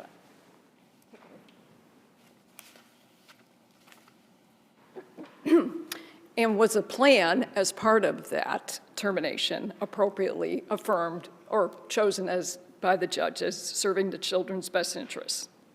I think the evidence overwhelmingly shows that the court was very concerned about mother's behavior over a very lengthy period of time, 15 years, and particularly troublesome 10 years and 5 years before the termination trial. The judge was very clear. She wanted to protect the children's security and well-being from this behavior that mother exhibited. And she just, despite years of services, attempts, unable to understand her unfitness, whether it was caused by mental health issues or something else. Her behavior caused harm to the children while they were in her custody and continued to harm them by potentially destabilizing the placement. But isn't it fair to say that regardless of what we do here, the reality is going to be sort of the same on this point, that it's going to be that grandmother is going to decide how much time she wants mother to spend with the children. And so regardless of what the judge did below or what we do right now, grandmother will be deciding how much mom sees the kids and how much the kids see mom until they're emancipated. So I guess I'm struggling. The question I have there is, this is more of a philosophical request that your opponent is presenting. It's not actually about the concrete effect of mother spending time with these kids, because grandmother will decide that no matter what. Isn't that true? Oh, yes, absolutely. But that's the whole idea of it. Right. That you're going to give the So I'm not compelled. I guess what I'm really saying is that's not compelling me to say there was all these good reasons to. I mean, I agree. The judge was right to find the mother unfit. What I'm struggling with is why is the judge was right to find that it's in the children's best interest to have the grandmother take care of them in lay terms. That's absolutely right to me. What I'm struggling with is, why is it right to not even address the more esoteric question of termination of mother? Oh, I think the 600 findings plus combined with the conclusions show exactly why. Because of her unfitness is not temporary. There is no chance that mother will be fit to take care of these children. And again, the court wanted to protect the grandmother legally, because without that legal protection, in fact, mother disrupted the guardianship previously with the older child. There's nothing that would stop mother from bringing. How old were these kids at the time of trial? We had one that was almost 18. I believe one was 13, and one was 10, around that age. So at least for the younger children, you're talking 8 years and 5 years. So we're talking, at least in theory, 10, 15, 20, 30 potential redetermination hearings. I'm sorry. What's that max? How many redetermination if the grandmother had been given guardianship and there's an entitlement every 6 months? So in terms of the disruption to the 10-year-old, let's start with the 10-year-old. Right. That's until their child's 18, right? Right. So, yes, that's okay, right. that's only 16. And so in addition, grandmother. 16 seems like a lot. 16 seems a lot of hearings. And not only that, but mother could seek to eliminate the guardianship. Oh. So in addition to the review and redetermination hearings and anything else that mother might like to bring motions and et cetera, she can also try to remove the guardian as she had done in the past. That would not be outside the realm of possibility. That's what the judge was concerned. And the children were still very... We don't know if the judge was concerned years before. A trial, the judge Yes, the mentioned. judge made findings. I hate to put you on the spot. I think what you're saying is there's record support for the fact that the mother challenged the grandmother's guardianship? Is that right? That's correct, for the older child, yes. Okay, all right. And I'll go find that in the record, but thank you. That's Right. helpful. Right. Again, the termination of parental rights was absolutely necessary on the record before you. And the plan of We're not adoption. in a position to hold as a matter of law that it was absolutely necessary. It's not even our job, right? It's a question of abuse of discretion. Right, you would be looking at, on this record, did the trial court abuse its discretion in terminating parental rights in this case? I think the evidence is overwhelmingly shows the benefit to the children, and the adoption was clearly the best plan, where the judge was very emphatic.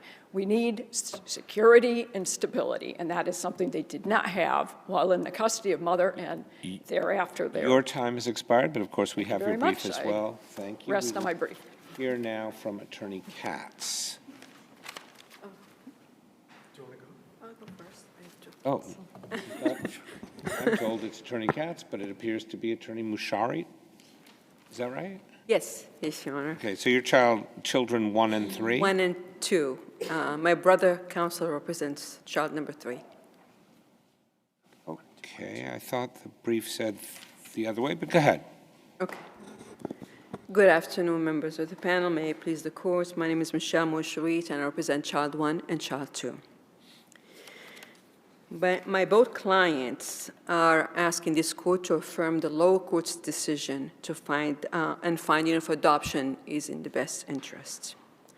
The question before the court is not unfitness, it's more whether the guardianship is legally and factually adequate to and substitute for adoption. For child 1, guardianship is not legally possible. Once she turns 18, which happened to be April 19 of this year, guardianship is no longer available to her. Guardianship terminates automatically once the child turns 18. Does that make it moot as it relates to the first child?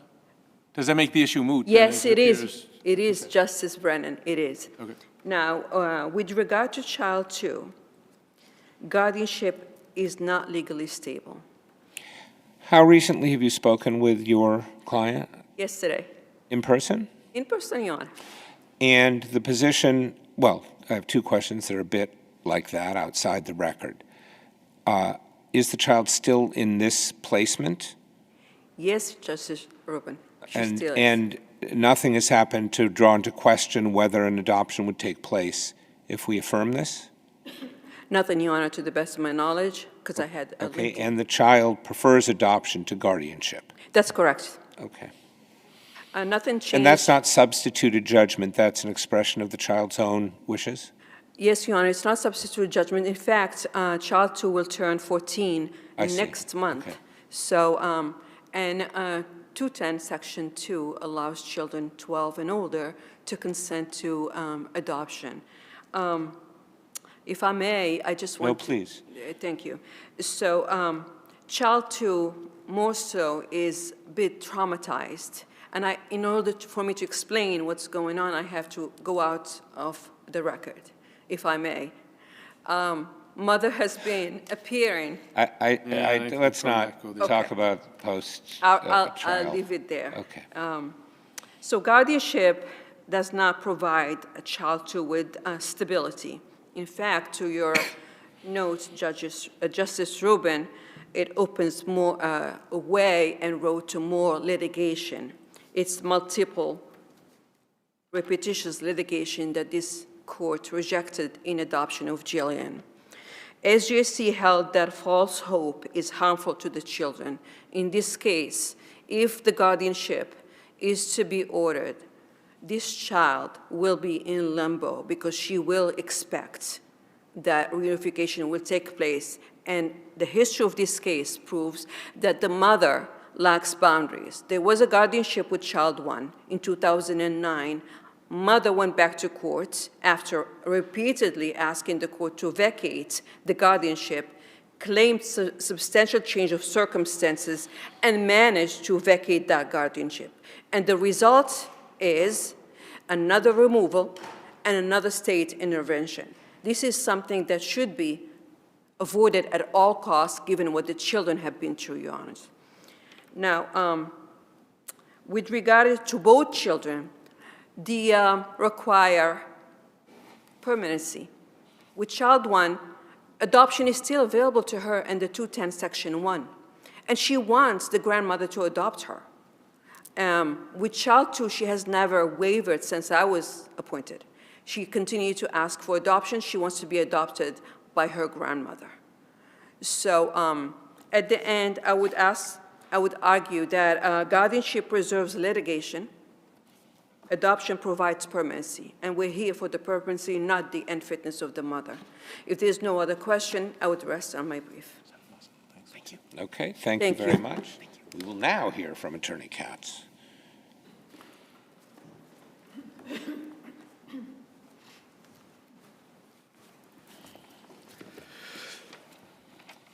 Good afternoon, Your Honors.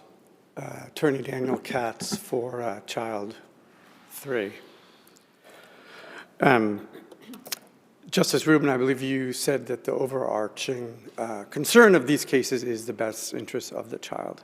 And of course, that is correct. And the best interest demands that, that the termination go forward.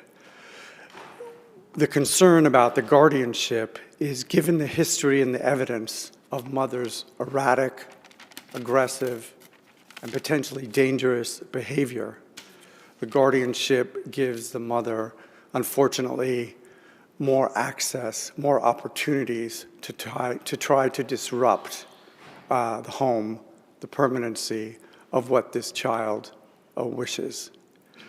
Her behavior was directed both at the children, and I won't say the exact words, but in the record there's evidence that she was yelling and calling them effing and then using the C word and calling them rejects.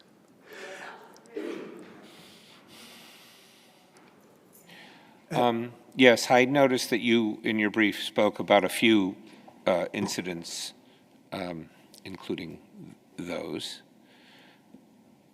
Yes, and the problem is that it's not just a one-off. There's also evidence of verbal altercations between mother and father in front of... Are we supposed to be deciding between guardianship? The question is, should it be sent back for the judge to reach that conclusion? No, I think the judge did not abuse the discretion in ordering termination. Okay, and what about the ineffective assistance claim? The judge had the authority to do what the judge did, and I think the trial attorney made an effort to put on the best case. Right, but so I think in the ineffective assistance analysis, to the extent it's analogous to criminal cases, and I think it is, the question is, where you have a conflict, is there any reasonable possibility that the judge would have come to a different conclusion if counsel had actually made the argument which counsel didn't make and which the judge admittedly long before apparently raised? That's a good point. But that's the question anyway. I don't know the answer. What's the answer? But the answer is also, in these types of cases, in ineffective assistance of counsel involving care and protection or termination of parental rights, if the evidence is overwhelming, that's the door I urge your honors to go through. Are you conceding then that the lawyer's performance was deficient, that it was below the standard of a normal, ordinary, fallible lawyer? I'm not conceding that, but I'm imploring your honors that if you decide that it was, I think or I hope that you're not able to get to the full ineffective assistance of counsel claim because of the overwhelming evidence given the mother's behavior, the inability to separate herself from the violent man. And that started for a while. Mother was told that the child might be taken away, and yet obviously she got involved with him after the first child because How recently have you, I'm going to ask you the same question I asked your sister counsel. How recently have you met with your client? I spoke with her last night. In person? That was not in person due to a travel issue. Have you ever met her in person? Yes, I have. How recently? I can look back at my records, but I have met her. How recently? I don't remember. You don't remember? No. A year ago? 2 years ago? Less than a year ago. I guess the appeal hasn't been pending that long. Right. And has anything changed in the circumstances, in her circumstances, with respect to the likelihood of adoption by the pre-adoptive resource here since trial? No, she's fully... And her position is that she prefers adoption to guardianship? Yes, Your Honor. And is that your substituted judgment for her or her own judgment, and is she old enough to make her own judgment? She is 10, Your Honor, and... I don't know what the CPCS guidelines are about substituted judgment. So she is 10, Your Honor, and I felt that she was able, I felt confident in She was able to express her own wishes, and that's what you're representing? Yes, Your Honor. So... It's expired, but... Okay. I think we understand the arguments here. So thank you very much. Thank you to all of you. These are terribly difficult cases for us, and so the argument of counsel are really, really important. So thank you very much for excellent arguments.